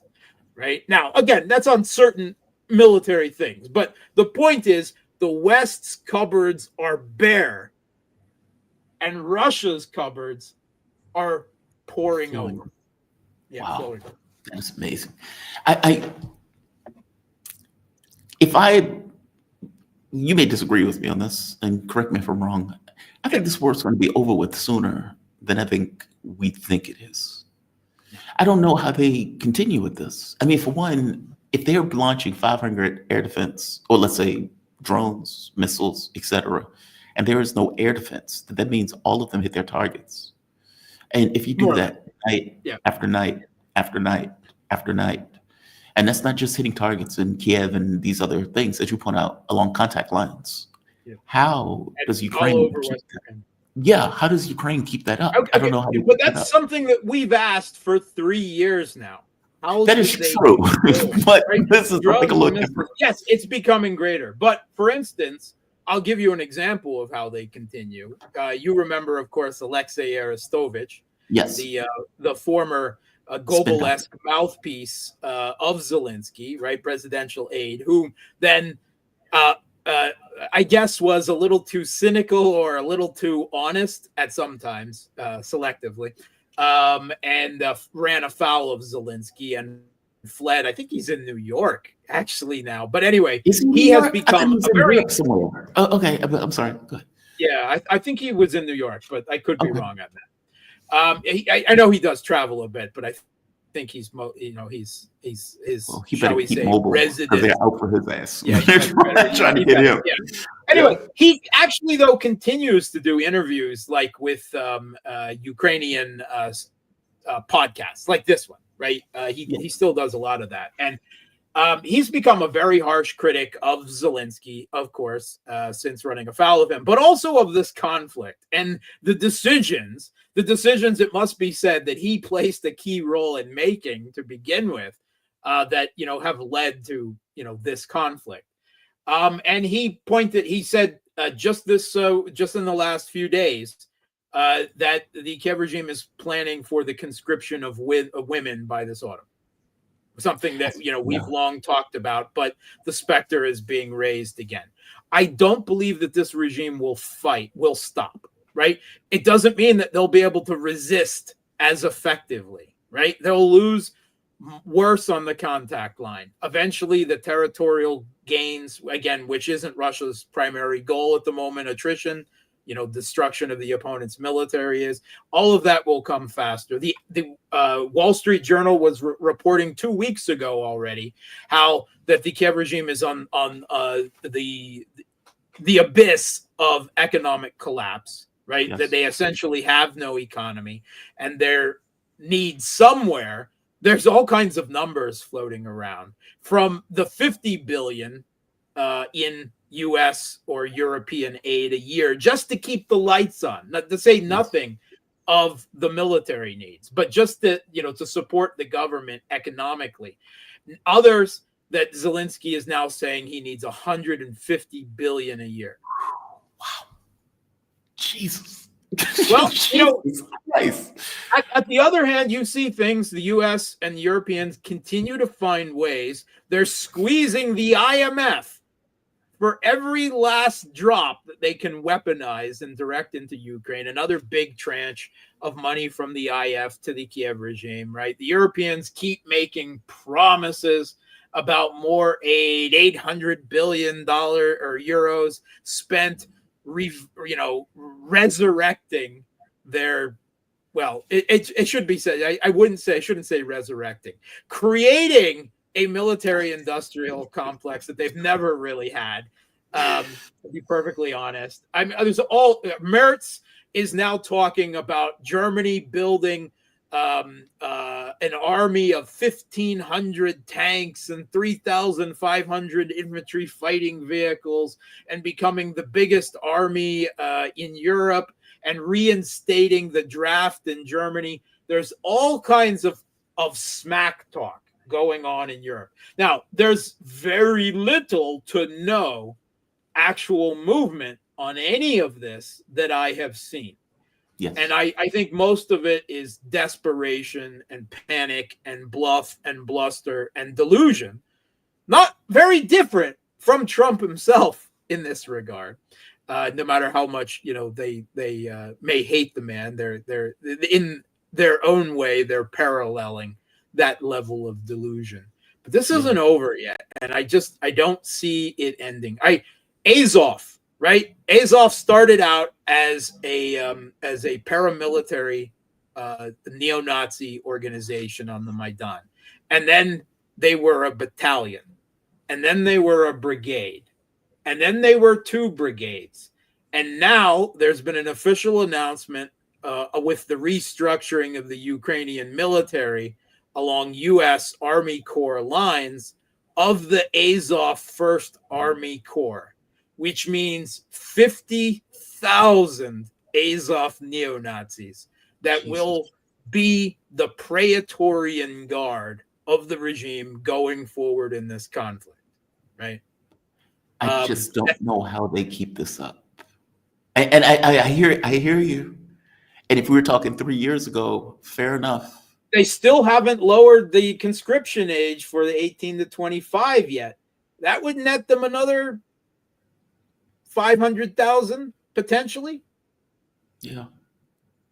It's going to go on. But the rate at which Russia is going through, we're talking about 600,000-700,000 people dead at this point. And it seems that the front lines are moving faster and faster. I would say closer to 1.5 million, but okay. Even more so my point. And the front lines, every day I look, Russia's taking more and more villages, more and more territory. And again, as you point out, that's not even the point. Their objective is not even to take territory. Their objective is to effectively decimate the Ukrainian military. But this regime, this Banderite regime, because that is what undergirds it, is ideological at its core. And the principal component of its ideology is hatred of Russia, anti-Russian. Yeah. And it will sacrifice each and every Ukrainian, man, woman, and child before it will give up and surrender. And there are plenty of Western politicians and commentariat who will whip it, right, and encourage it and cheerlead it to that bitter, bloody end. Did I read somewhere that 40% of Ukrainians of age have been killed in this conflict already? I have not heard that number. That number would be excessive, I think. I need to find that thing, but it was something to the effect of 40%. I mean, obviously they're experiencing a demographic crisis, right? I mean, this is just adding to multiple demographic problems that have been going on in the country since 91, and that added into all the people who fled the country either to Russia or to Europe, right? The loss of territory and thus the population within that territory already reaching probably over 10 million at this point, and continuing to go. A huge demographic crisis that is almost. I mean, Medvedev and others, I believe even Putin, warned about this at the beginning of this conflict. If you continue down this course, it will mean the death of Ukraine as demographically and as a state, and that's we're charting that course. But Zelensky just put out a statement last week that optimistically they are planning that this conflict will end in 2029. Okay, right here. So this looks like it's coming out of a European paper. Right here. Ukraine has already lost 40% of its working age population, Ministry of Social Policy. Okay, that is not just in the conflict, of course, but in the number in general. of people, in general, who have left the country and refugees in Europe or Russia, because of course there's millions of refugees, that came to Russia, and also counting the loss of population in territories that are now Russia, of course, and they no longer have that as their population. Jesus. Wow. Yeah. Mark, before we close, can you give us a rundown of what's happening on the battlefield proper? So first, military analysts are talking about what they see as a slowdown in Russian advances for about the last week. And there's various debates as to why that's occurring. I fall more on the way that Russia is planning, bigger offensives that are soon to come, and this is a bit of an operational pause and a breather before that.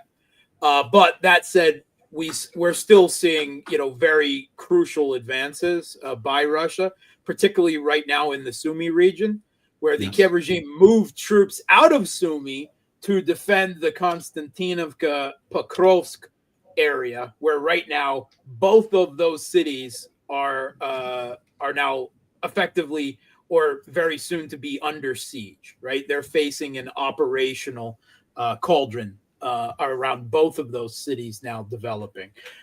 So they moved troops there, but then Russia started, of course, to advance on Sumy faster, and then there was political hysteria in Kiev over that, because of course that's once you reach the Sumy city, the capital of the Sumy region, then there's a highway more or less straight to Kiev, right? Then in the last week, the Kiev regime has moved a lot of troops back to the Sumy region, which has slowed down Russia's advance there marginally, right? A few local counterattacks and the like, right? But that has led to, of course, Russia again making gains faster in the Konstantinovka Pokrovsk axis, but also around Kupiansk, Seversk. Russia keeps taking key strongholds as they're not taking any of these places head on. They don't have the need to do that anymore. It's too casualty intensive still, right? To attack fortified positions head on.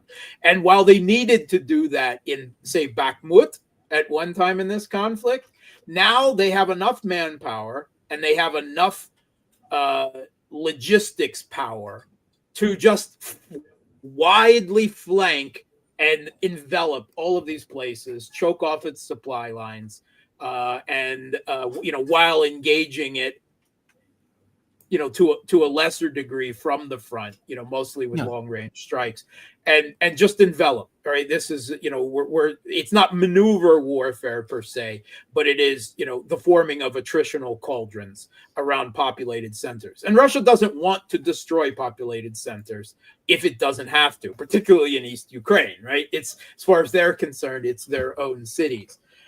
So the goal, of course, is to force a retreat because of the choking off of supply lines and logistics. But of course, this is still leading to enormous numbers of casualties among the Kiev regime troops. And Another key point where Russia continues to advance is the Dnipropetrovsk region, where Russia is taking a settlement basically every other day. Also in the south in Zaporozhye, all along the contact line. And yet the Kiev regime continues to try to break again into the Kursk region, to the west of its original incursion point at Tyotkina. They keep battering their head against that door again and again and again. They just don't stop. They've never achieved any results there. I know the hope is to force Russia to withdraw troops from the incursion into Sumy to defend up there, but they don't need to. They have enough. The Wall Street Journal admitted Russia has 2 entire reserve armies just for the SMO that they haven't even used yet. And Russia is actually getting thousands of new troops or allied troops from Korea and from Laos now reported. I saw that. I didn't understand the Laos thing. I'm sorry, please continue. I did not understand. Laos is a communist country, and supposedly, again, I consider this unverified until it actually happened. Korea is definitely doing it. North Korea is sending more troops. These aren't combat troops, and they won't be used, as far as I know, inside Ukraine, but they are combat engineers and sappers, right? Deminers. And they will be used in the Kursk region to demine territory and to rebuild, freeing up more Russian troops to participate. And it must be said, well, if they're in Russian territory, then they can also still be used to defend Russian territory if the Kiev regime keeps throwing itself at the gates. You know, they could be used in that capacity without actually crossing into Ukrainian territory as well. I mean, obviously, combat engineers are not fighters. They have specific and very important jobs, as part of the military structure. But basically, again, Russia already, in relative terms to the Kiev regime, overflowing with manpower, just keeps going from strength to strength as its allies are adding into this. Now, yes. I would say that aside from the battlefield, what is being heralded in the Western media as a potential black swan event is the sudden geopolitical worsening of relations between Russia and Azerbaijan. Yes. And a lot of really, I believe, overinflated hyperbole and talk about a second front opening against Russia. I don't see that as a real possibility. Geopolitical tensions and the continual worsening of relations between Russia and Azerbaijan and Turkey, which are wedded at the hip, yes. But is it going to turn into conflict in Russia's south? No, I almost certainly. No. However much certain people in the West might like that to happen, they couldn't drag Georgia into opening a second front. I sincerely doubt that Aliyev, he's far too cunning. He's simply seeing Russia's attention elsewhere and weakened in Iran, and him and Erdogan have come up with taking, they're taking advantage of a window of opportunity to improve their geopolitical position and exert their dominance in the South Caucasus and elsewhere. That's what I see going on. Is this a rapprochement with Armenia as a result? And this is the last question. Yeah, no, absolutely not. In fact, it is far more likely that Turkey and Azerbaijan will take advantage of the SIPR to forcibly dismember more of Armenia, taking the Zangezur corridor that was promised to Azerbaijan during the ceasefire from the brief war a couple years ago that Pashinyan has never delivered on. Pashinyan continues, but that will anger both Iran and Russia. But that is far more likely than any real rapprochement with Armenia. Armenia just to be clear, what I mean is Armenia and Russia.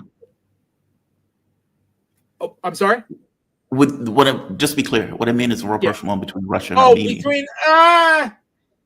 Only such as Pashinyan needs. I have heard reports that Russia has actually increased their garrison at their military base in Armenia, but Pashinyan is still, he is pro-Western. You know, he dreams that Armenia was an island off the coast of the United States somewhere. And he has begun an absolute domestic war against the Armenian Orthodox Church, which has finally fed up and demanded that the political opposition in Armenia stand up, in part because more Armenian villages on the still undemarcated border between Armenia and Azerbaijan in places, Pashinyan has just turned over to Azerbaijan under ever-increasing Azerbaijani pressure. And the Armenian Orthodox Church has just lost it over this. And Pashinyan has begun locking up the top priests of the Armenian, bishop, the metropolitan of the Armenian Orthodox Church. There's big domestic problems in Armenia right now. And I, in no way, stretch or form, other than the absolute necessity, can you consider any rapprochement between Pashinyan and Russia as possible. Fair enough. I was just curious. Enemy of the South Caucasus, whether we're talking Armenia or Azerbaijan, to a lesser extent Georgia, because Georgia seems to have stabilized a bit, right? The South Caucasus is a mess. While Russia has all their geopolitical focus on Ukraine and having lost Syria, right? The South Caucasus is just, there's all kinds of foreign influence, internal factions. It's just a mess. The South Caucasus is a real mess right now. And it could be the next flashpoint 5 years down the line. Mark Sabota, international relations security analyst. You can check out Mark on his Boosty, Boosty, as I was telling people in the chat. You can either check him out at Real Politic with Mark Sabota or Mark Sabota. Either one of those things will bring up his account. You can also check him out on YouTube. I'm sorry, not on YouTube, on Twitter at Mark Sleboda 1. Mark, you are fantastic. You really are. Great breakdown, man. Thank you for this. Thanks for having me. You have a good one. Be safe. Mark is the best in the business in this. I swear to God he is. I swear to God he is. He does not get the level of support that he deserves, to put it mildly. But I want to go to my next guest. We're joined with Kit Clarenberg, another one that does fantastic work. Kit Clarenberg is an investigative journalist documenting state crimes against democracy. You can check him out at Wolf One, the Gray Zone UK, and the other site I just had up. There it is, Global Delinquents. Both of those, you'll find Kit's work. How you doing, Kit? You doing okay this morning? Well, I mean, I'm grand, but I'm just insulted that you would suggest that Mark is superior to me. I mean, that is a very harsh intro. I'm kidding. Mark is absolutely fantastic. No, I'm well. I'm dying slightly in the Balkan heat, but just to be clear, it was not a comparison. I'm just saying that Mark has some of the best analysis anywhere, and yet there are other people who get, for whatever reason, more. Put it this way, there are people who are more bombastic than Mark that always get things wrong, whereas Mark is usually the black pill that usually gets it more right. No, man, I'm glad that you could join me. I really am. I always appreciate you joining me.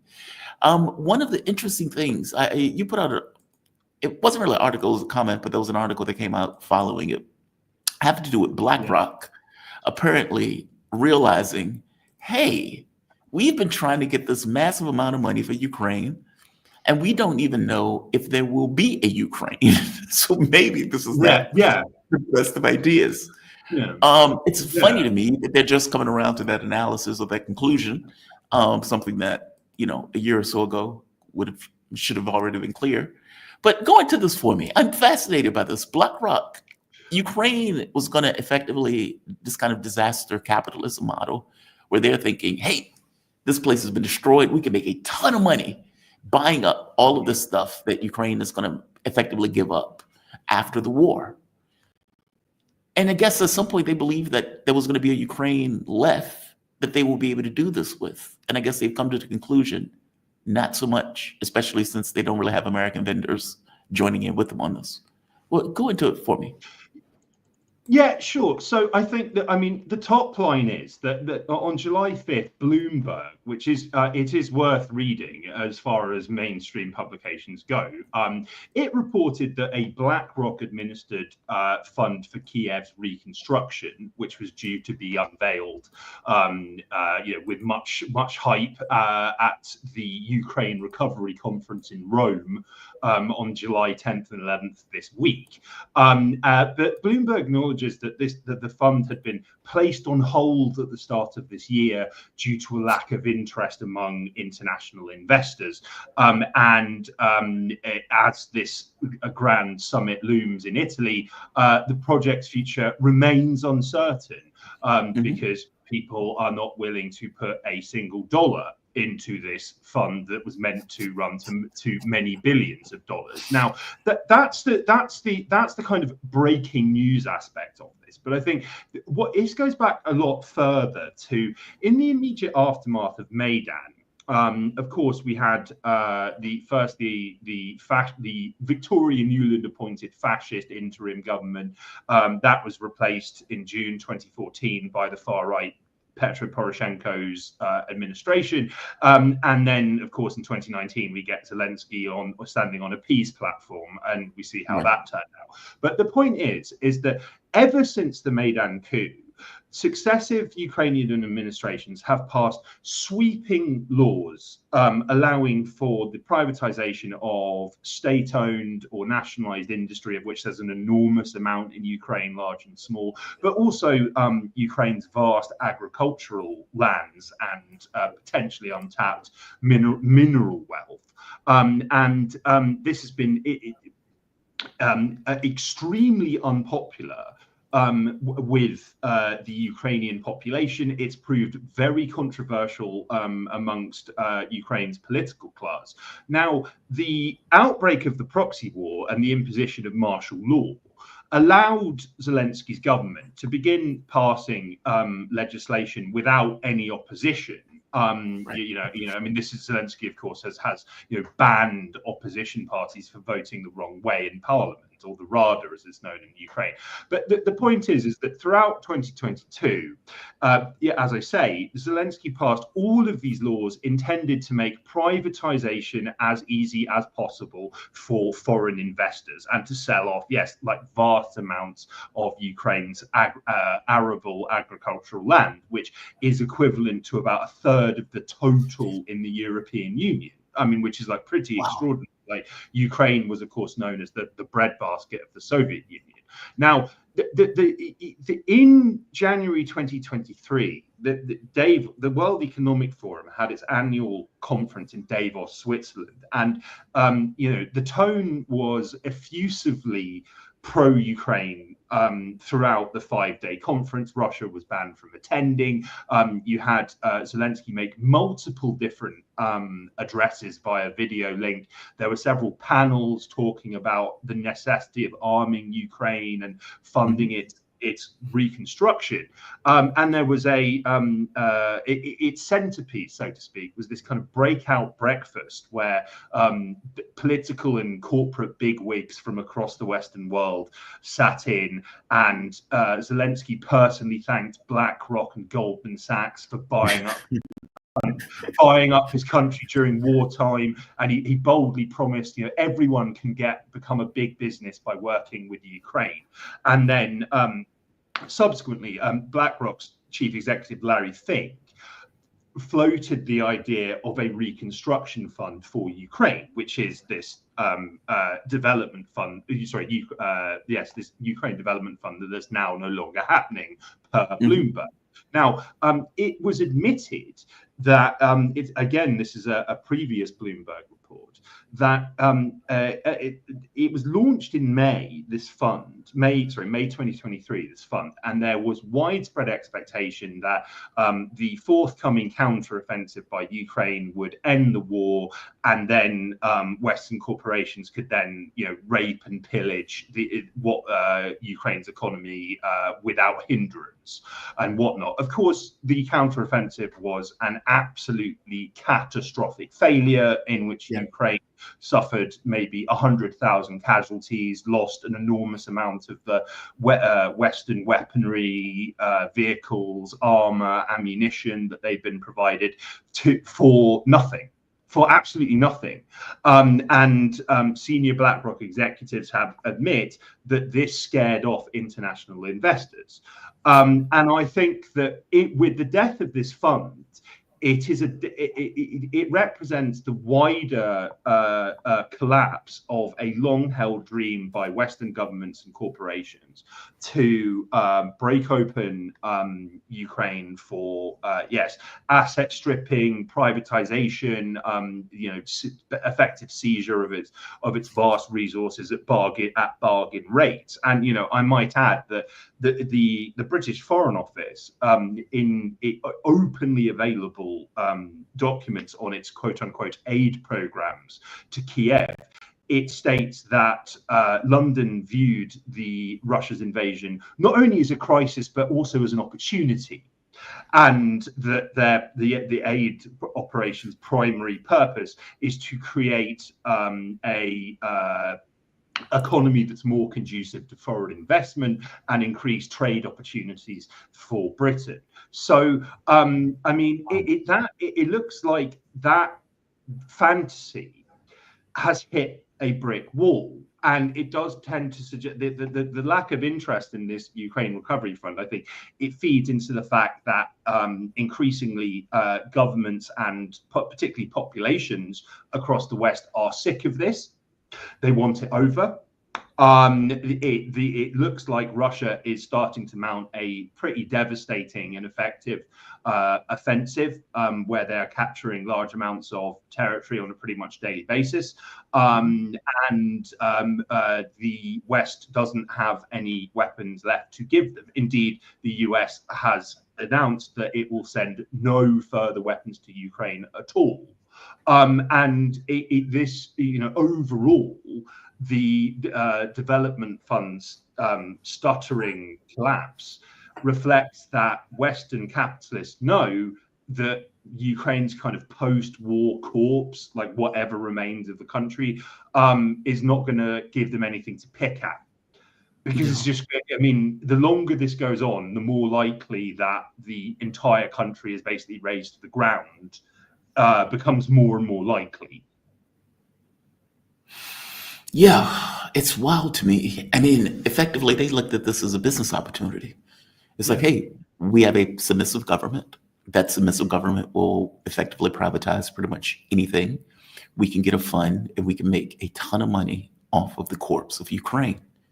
And somewhere along the way, they realized, well, wait a minute, we don't know what is even going to be remaining of Ukraine. Russia just took this massive lithium deposit. You have a huge amount of the best territory that's in Ukraine that is now in Russia's hands. And so the longer this goes on, the less territory that's going to be remaining. And any notion of a deal seems to be off the table. Russia seems to be in the mindset of unconditional surrender, which means that any private interests would have to go through Russia, not Ukraine, if it wants to make any kind of deal at all. Correct me if I'm wrong on that.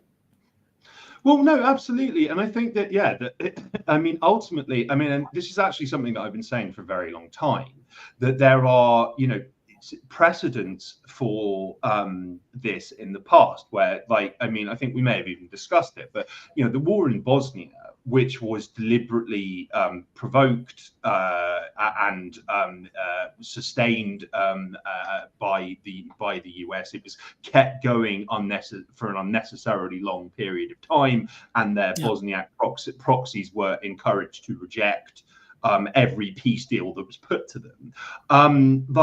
once they got bored of this in late 1995, they turned around to the Bosniaks and said, right, well, you're completely dependent on us for military and financial aid. You have to accept whatever we put to you. And if you don't accept it, we're just going to abandon you.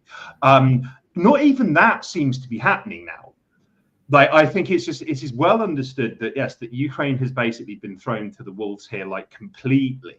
The US doesn't seem remotely interested in what's happening. I mean, at a governmental level, like I say, on June, I believe it was June 10th, like Pete Hegseth, the US Defense Secretary, he stated that we are not going to send any new weapons to Ukraine whatsoever, and any remaining Biden era commitments, that's your lot, basically.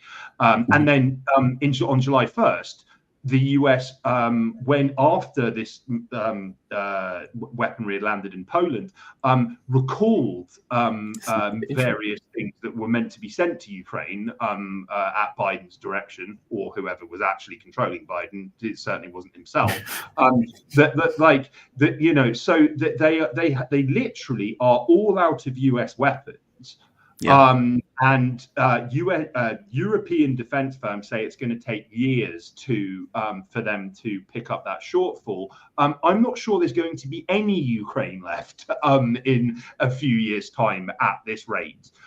So, I mean, we'll see how long this can continue. Of course, and there are European powers do seem pretty determined to keep this going, but with what soldiers, with what weaponry, and in a bitter irony for the British, who have since the proxy war erupted, and they this is a conflict they deliberately provoked and wanted to happen. Yes. They have covertly subscribed to a strategy of keeping Ukraine fighting, quote unquote, for at all costs for as long as possible.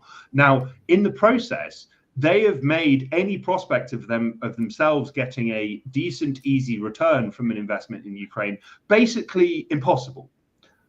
Right, so they've shot themselves in the foot here, and I might add that yes, of course, as we well know, Boris Johnson personally sabotaged the peace talks in April 2022, which could have ended this, and then before the relatively recent renewed peace talks in Istanbul, there was that quite clearly British-inspired drone attack on Russian strategic bombers, etc. Yeah. So it's a total shit show, for want of a better word. The longer this goes on, the more that Ukraine is going to be ground down. A key consideration for investors as well, on top of the potential returns from reconstruction, is they're going to need people to work for Ukrainians to work for Western corporations for subsistence wages. They're going to need at least some skilled workers still, resident of Ukraine. Now, according to the Ukrainian government's own figures, the country has lost 40% of its working age population due to the proxy. So I as I say, I strongly suspect that, with no chance of a negotiated settlement on the horizon, I think Russia's into the mindset of this needs to be finished permanently on the battlefield, coupled with the fact that, whatever's left of Ukraine is probably going to be up to a significant extent under Russian administration. If Western capitalists do want to try and make some cash out of the smoldering wreckage of Ukraine, they're probably going to have to speak to the Kremlin. Not probably, they will. It's wild. It's so wild to me. Oftentimes you would have people who are heavy into finance. They would say all wars are bankers' wars. And I would say, yes, kind of. There are people with geopolitical interests that also dovetail with that stuff. And if you're looking at this is a really good example. It would have been in good sense to make a legitimate deal with the Russians. Well, again, Russians complained about Putin and his willingness to make deals, as opposed to dude, finish this on the military. You have the capability of doing it, do it. Whereas Putin is more diplomatic. And they hit him for that, weirdly enough, in Russia. And even though, by the Western standards, Putin's this kind of God man, iron fists, brimfire breathing maniac. Whereas from the Russian point of view, the omnipotent Putin who controls everything. Yeah. It's fascinating the way they consider him as compared to Russia, who's like, he's too willing to make deals. He's too willing to make agreements. He took too long to move in regards to after Maidan. All of these things. Right here. This is the thing that you mentioned, about 40% of Ukrainians are effectively gone, either dead or left. And that might be an underestimation. Because the Ukrainian government does not publish accurate figures on its own battle losses, so it may even be bigger. And that's not just battle losses. That's people who fled, people who left because they saw the war coming, people who, like, as you point, battle losses. That's all of it. I mean, that's an astonishing number when you think that's the death of a country, right? You would think that if the objective was financial, that they would have said, okay, let's come up with a decent deal that the Russians would accept. Let's put an end to this. And now let's go for our raping of the remainder of Ukraine. But that's not the way they're thinking about this. They're thinking about this purely through this kind of geopolitical lens of, we need to stick it to the Russians to the last dead Ukrainian. And as I keep telling people, the last dead Ukrainian that fires a shot doesn't mean they win the war. It just means the guy died. And yeah, from the Russian point of view, Trump can't be trusted.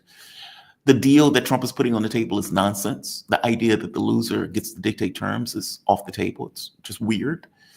And so it seems that from the Russian point of view, we will keep going until we complete our objectives. And those objectives often boil down to the unconditional surrender for Ukraine. So this can't be a financial thing. This has to be more of a geopolitical issue. Europe has to know that Ukraine is getting crushed in this. And like, you talk about losses of like 1.5 million people. Why do you think they want to keep going with this? I mean, is it to give themselves time to build up their own European military to fight the Russians? Or is there something else that I'm just fundamentally missing in this? Because otherwise it makes no sense to sacrifice this country like this.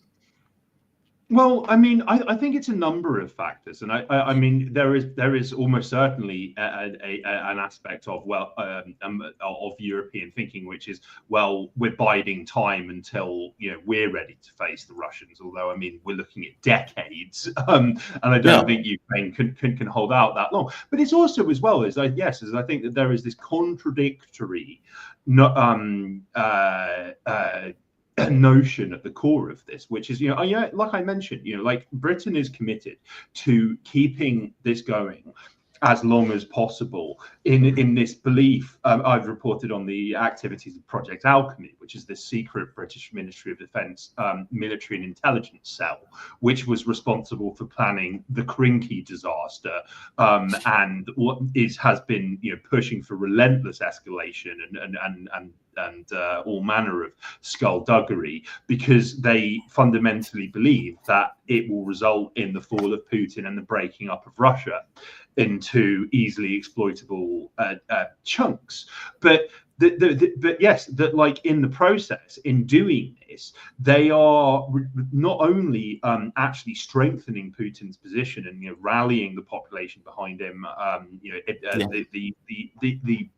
The sanctions have boosted in many areas have strengthened the Russian economy, because things that were previously done by foreign firms or made by foreign firms are now made by Russian companies. And also, like Russian oligarchs have been forced to move all their money back to Russia after Putin demanding they do so for 20 years and then refusing. So, like, they seem so utterly determined to try and trigger this destruction of Putin's Russia, that they can't see the reality staring them in the face, which is that these actions have been massively counterproductive. Now, I mean, in leaked Project Alchemy documents we've reported on at the Grey Zone, they acknowledge that secret war against Russia's Black Sea fleet in the Black Sea, of course, is creating a cost of living crisis in the UK because it's disrupting the flow of grain. They acknowledge that the sanctions on Russia are going to hit British voters in the pocket, and oh boy, when I speak to my friends back in the UK, most of them are in a very bad way indeed economically. Like on a personal level, but they know that these are devastating upshots of what they're doing, but they keep on doing it anyway. There is a total lack of logic, and like I say, okay, we see the war in Ukraine as a business opportunity, and our key objective is to try and make Ukraine safe for Western investment. I've reported previously on how a now defunct British government agency called UK Aid was running secret propaganda campaigns in Ukraine, trying to sell locals on the benefits of having all of their employment rights destroyed under legislation passed by Zelensky. They engaged advertising agencies and PR professionals to really sell them on, like the quote unquote gig economy and signing away guaranteed holidays and all sorts of other rights and protections that they previously enjoyed. But then also they are reducing literally reducing Ukraine's workforce on a daily basis. And we've recently had this probably as a prelude, I think, to all-out conscription of 18 to 21-year-olds, which is the smallest demographic in Ukraine by some margin. There was an optional scheme whereby, in return for massive cash inducements and all sorts of other rewards, 18 to 21-year-old male Ukrainians could sign up. A couple of hundred of them did. Like people don't want to fight this war, and there are, as again I think we've discussed previously, the mainstream media has been forced to admit there are entire cities and towns and villages in Ukraine that don't have male populations anymore because people are in hiding from conscription. They fled. I see frequently videos of Ukrainians celebrating having gotten into Romania, often by doing stuff like moonwalks, which is quite amusing. But yeah, and also a large amount of their male population has been killed. Often in British-directed catastrophes like Krinky or Kursk or the 2023 counteroffensive, and it's like, well, there isn't really a strategy there, and there's certainly not a coherent, rational strategy there, is there? It doesn't seem to be. It seems like they assume they'd win. Like their opinion of Russia, it's Nigeria with snow, it's a gas station masquerading as a country. It seems like they believed all that stuff. And so they figured, okay, well, we'll economically destroy them while Ukraine can beat them on the battlefield. And at the point where they realize, holy shit, none of this stuff is true. None of the stuff worked. Well, at that point, you're in too deep. And you're stuck with all of the stuff of, well, NATO has been preparing for this battle for 50 years, and they are getting crushed. How do we pull out of this with NATO remaining saving face? Okay, well, you don't. How does the U.S. extricate itself from this as its primary backer and you save face? You don't. Like, you don't get to have your way after starting a war that gets like over a million people killed. And so they don't seem to be able to back out of it. They just keep plowing forward. And I think the biggest issue here, more than anything else, is that these are not European troops that are fighting. These are Ukrainian troops. And so you effectively have Ukrainians fighting on behest of the West, which means that we don't have a direct connection between the people who die. It's not like, like if, like for example, when Donald Trump was bombing Yemen, and it got to the point where 2 fighter jets fell off the aircraft carrier, they nearly knocked the F-35 out of the sky. And Trump was stuck with this thing of, okay, what happens if they sink an aircraft carrier on my watch? Okay, well, I don't want to deal with that. That's humiliating. So let's call this a day. and let's just, you can attack Israel, just don't attack American ships. Like, meaning when there's a direct correlation where there's a feedback mechanism between the people who you lose and the public's point of view of the fact that you lost those people. Okay, well, that's different. That creates a leash on the way that the administration focuses, whether that's Britain, America, or Germany, or anywhere else. But what happens when that feedback mechanism is not there? The people who are dying are effectively Ukrainians, and we, our own politicians, have argued, hey, we just give the money, even though these are not American lives that are being lost. This is a great bargain. We've said it openly here. We've had several politicians say it openly. We don't care about Ukraine. I don't think Europe cares about Ukrainians. So from their point of view, it's just Ukrainians dying, which is ironic because the people who you find waving the flag of Ukraine the most are the ones that care the least about them. It's very bizarre. Well, it's not bizarre. I mean, it makes sense. There's a logic to it. But as you point out, this stuff is contradictory. You want financial interests. By the same token, you can't end the war in a way that would give you financial interests for geopolitical machinations. It's just wild. It's just wild. Yeah. I mean, but this is the thing, is that, like, I mean, you mentioned that the US can't just step away from this. I mean, I actually think that they can. Like, I mean, to be honest, I mean, that's it. I said hard, for a very long time. It's hard. Yeah, oh, go ahead. well, Sorry, but I'm just saying it's hard for American president to do it. Well, but that's the thing, though, is that, like, I mean, as you mentioned, like, this is kind of what happened with the it's what happened with Trump's failed renewed hostility against Ansar Allah at the start of this year. But it's also, I would argue, what happened with the recent exchange with Iran, where it's very, very clear that what happened, and this has been confirmed by a leaked Defense Intelligence Agency assessment, is that the US pulled off this, like, pretty meaningless and pointless and potentially forewarned strike, not using B-2 bombers, which they didn't dare use in Yemen, not using literally earth-shattering bunker busters, but they fired, a bunch of missiles pointlessly at alleged Iranian nuclear sites, and they are aggressively, despite the Trump administration, despite the DIA assessment that this was pointless and didn't achieve anything, they are really and very aggressively doubling down on the notion that, we completely obliterated Iran's nuclear program. Now, that's a very effective way of getting the US out of nuclear negotiations with Iran, which were going nowhere anyway. They can say, well, we destroyed the source of our consternation and disagreement, no need for further negotiations, and then move on and chalk that up as somehow a victory when it wasn't. And it's like, I have said for a very long time, I can imagine the Ukraine war ending with US officials just simply ignoring its existence.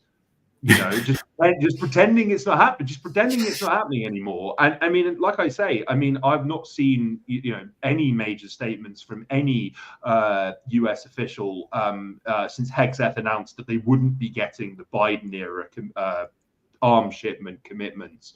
I've not really seen any of that.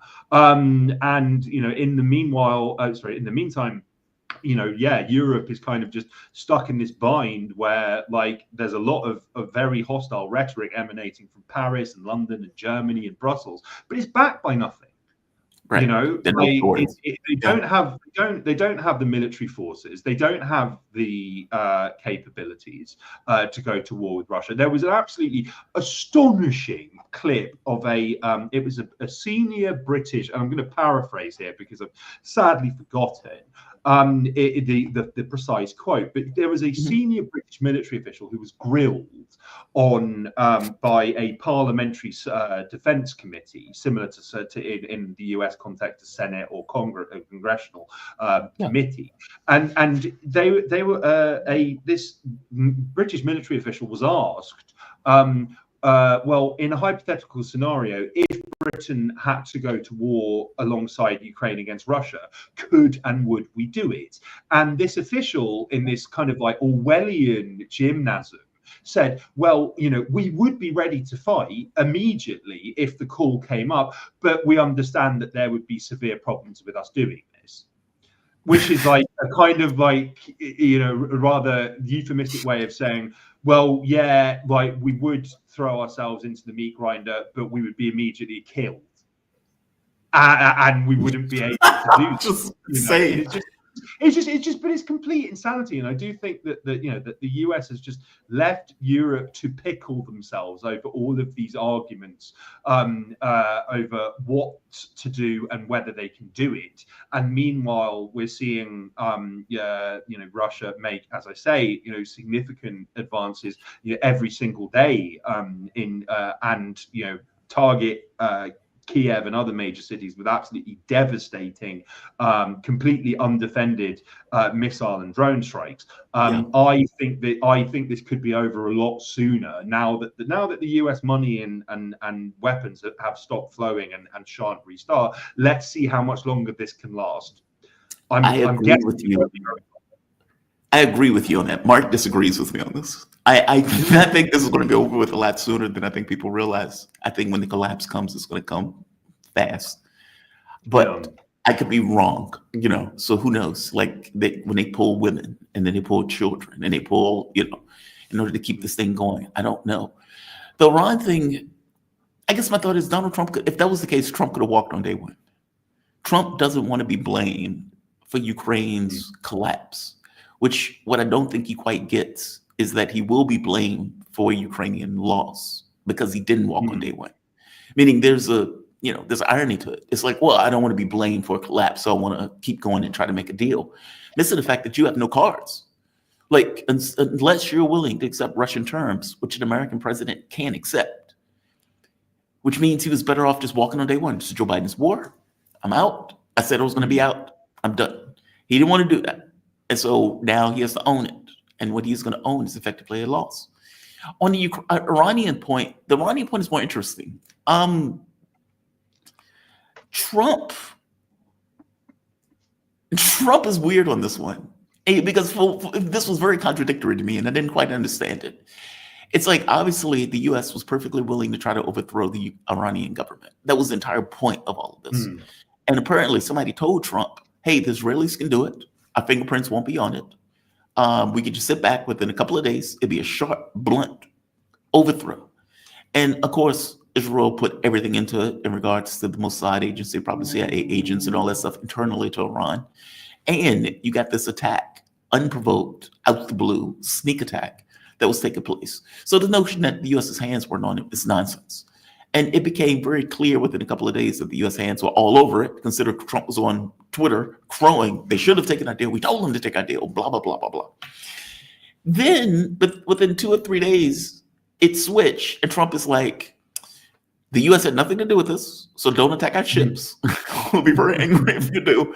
Because at that point, it dawned on him, oh, the government is not collapsing. And B, Iran is making damage to Israel in a way that we did not expect or countenance, nor do we realize their military capability was what it was. And so what you ended up with was an Israel that was economically falling apart, that was getting hit over and over and over again in a way and the level of damage that it did not expect to take. And the U.S. comes in to save Israel's ass. That's what effectively happened. They come in, they make these attacks. As you point out, I don't even know if they use bunker busters. I'm inclined to believe they didn't. Just looking at the photo site with satellite imagery, it didn't seem like that's what took place. But let's say they did. Obviously, they gave Iran some kind of forewarning about it, and Iran gave them forewarning that they were going to attack those sites. What is it? El Duaib base or basically the base in Qatar. Yes. It was theatrics, but the theatrics wasn't purely theatrics. It was also a message to Iran to stop. Enough. You've damaged our proxy. What's interesting to me is Donald Trump's reaction versus Israel's reaction. Trump's reaction is, it's all done. They've been totally destroyed. They weren't able to get the stuff out. There's no more nuclear material. Everything is good. We could just call it a day. Israel's response is, we don't believe it's over with. we believe they moved the material out. We need further attacks, and we need the U.S. to back us in further attacks. Okay, these are two very weird perspectives, considering that the U.S., I don't believe for a moment that Israel is a proxy. I'm sorry, Israel is a proxy of the U.S. They can't do anything without the U.S. consent. And yet, you have the U.S. effectively saying, okay, we want to call this a day. I find it very bizarre. It's very, very bizarre. I would imagine at this point, Israel knows that it can drag the U.S. into a war, regardless of what Donald Trump says. So give me your take on that. And this could be the last point. Because, like I said, I assumed that Israel was going to attack Iran with the U.S. blessing, even though a lot of analysts thought that was irrational. I was like, what if this you believe is rational? Like, the U.S. has had a concerted effort all throughout the Middle East to destroy all of these governments. It was clear as day that Iran was the last one standing. At the point where they took down Syria, they had a direct path to it. Obviously, they were going to take their shot at Iran. Is it just that the U.S., in their mind, okay, you took your shot, you failed. But in Israel's mind, we need to keep going. Give me your take on this. I mean, do you think there's a dichotomy in the way that both of these sides are looking at these things, where there is, let's say, a left, that Donald Trump doesn't want to be left holding the bag if there is indeed a larger response by Iran going after its proxy?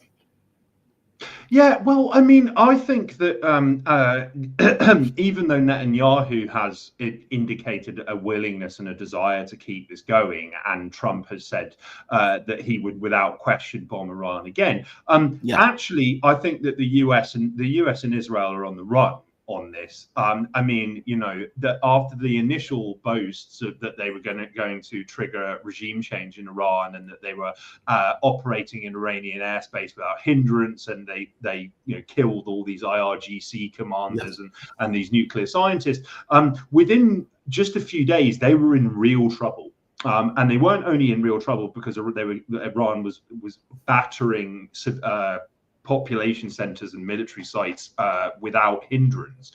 They were also in trouble because they were running out of air interceptors by I think it was within just a few days. They were burning through money. I mean, the cost of keeping this going was and Israel's economy is already battered. Like, I mean, it's it's a husk. They couldn't keep this going. A large proportion of their population was in bunkers every night. A large proportion of their population fled to Cyprus. The idea that they could sustain a longer engagement is complete fantasy. And I might add that one of the reasons that the Biden era aid commitments to Ukraine were rescinded was because the conflict against Iran burned through so much difficult and expensive to replace precision munitions. 20 years. 20 years worth. In 20 days. And also as well, just as a closing point, on the subject of not wanting to own losses and things ending quicker than we might expect. What a lot of people do forget is that in June 2021, the Ghani, the Afghan puppet president, he visited Washington, D.C. and had all of these smiling photo ops with Biden, and White House spokespeople talked of the US's enduring commitment to an inclusive, stable, democratic Afghanistan. 2 months later, Ghani's on a plane to the UAE with a suitcase full of stolen money, and he's never been heard of again. And then the media just completely forgot about Afghanistan, which we've been told day in, day out for 20 years that we were on this righteous mission there to create a progressive state. And then that crumbled within 24 hours, and then it just dropped off everyone's radar onto the next thing. So I think that's important. It's important to bear in mind when we discuss these things, because I again said this before, but I will repeat it because it never gets less true. The greatest trick the US empire has ever pulled is convincing people it hasn't lost a war when it hasn't won one. Right. like in history, like it's usually run away one way or another with its tail between its legs, and through a combination of spin and propaganda and just ignoring elephants in the room, they've managed to convince people otherwise. Well, you have plenty of Americans that believe that the United States won the Second World War, which is just mind-blowing to me. Completely ludicrous. No, man, you make a really good point. When we finish playing with our toys, this sounds so glib, but it's true. When we finish playing with our toys, we move on and we don't think twice about it afterwards. Kit, man, you are fantastic. Thank you for this. Thank you Kit very much. Clarenberg, investigative journalist documenting state crimes against democracy. You can follow Kit on Gray Zone UK and Global Delinquents. Check out both. Global Delinquents, he has all of his articles and everything else there. It's coming up as kitklarenberg.com, but put in Global Delinquents, it will show up. Yeah. Kit, That's how you find it via Google. You can't find it searching by name. So search for Global Delinquents. But yes, thank you very much, Jamal. God bless you. Oh man, Take thank care. you. You have a good one, man. Be safe. All right. Kit is awesome. He knows his stuff. Great breakdown of the BlackRock thing. The BlackRock thing is fascinating to me because that's them effectively saying, all right, we've lost this war and we can't even get capitalists to invest in rebuilding whatever's going to be left because we have no idea what's going to be left. So we're going to call this a day. Yeah, fantastic. Guys, I want to thank all of you for joining me. I really do. I am obviously dragging ass this morning. I am on a bunch of cold medication. Hopefully it doesn't show too much. Either way, I had really good guests, Laith Marouf, Mark Sabota, and of course, Kit Clarenberg. All of them are fantastic guests. And definitely check them out at their respective sites. Free Palestine TV for Laith. Real Politic with Mark Sleboda on Boosty, Boosty. You can contribute, you can subscribe. Mark, all of his interviews and everything else are held there. And of course, Kit, Global Delinquents under Kit Clarenberg. All of them are great. Robert Gouldry, you have become a member. Welcome to the family, man. Welcome to the family. Wandy USA, what JFK tried to do before his assassination with Jeffrey Sachs. Chris Hedges report on YouTube. Oh, interesting. I have to check that one out. Thank you, Wandy. I will check that one out. That's probably a good one. Reminds me of script kiddies, but with missiles. Faux mint dissident. What do you must be referring to what was taking place with Mark.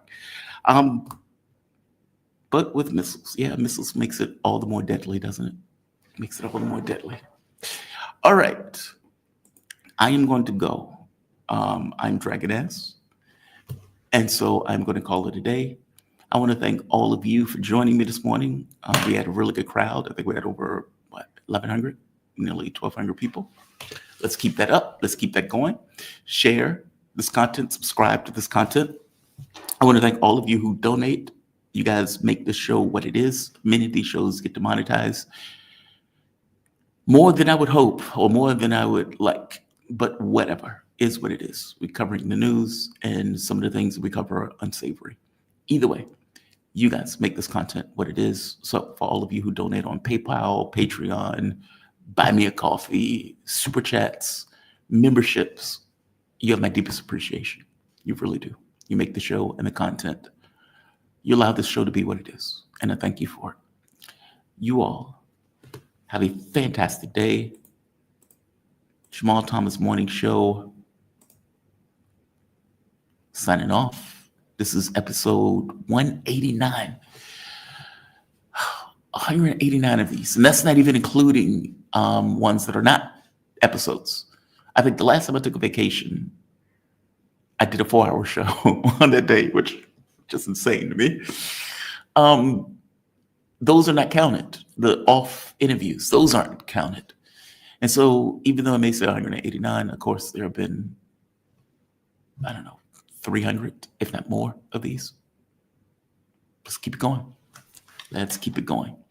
You guys have a fantastic day. Be safe. Be kind to the degree that you can be kind. Jamal Thomas Morning Show signing off. JM. Thank you, JM. Thank you, JM. I'm about to close it and I see that pop up. Thank you, JM. You guys have a fantastic evening. Be safe. Be kind. See you tomorrow morning.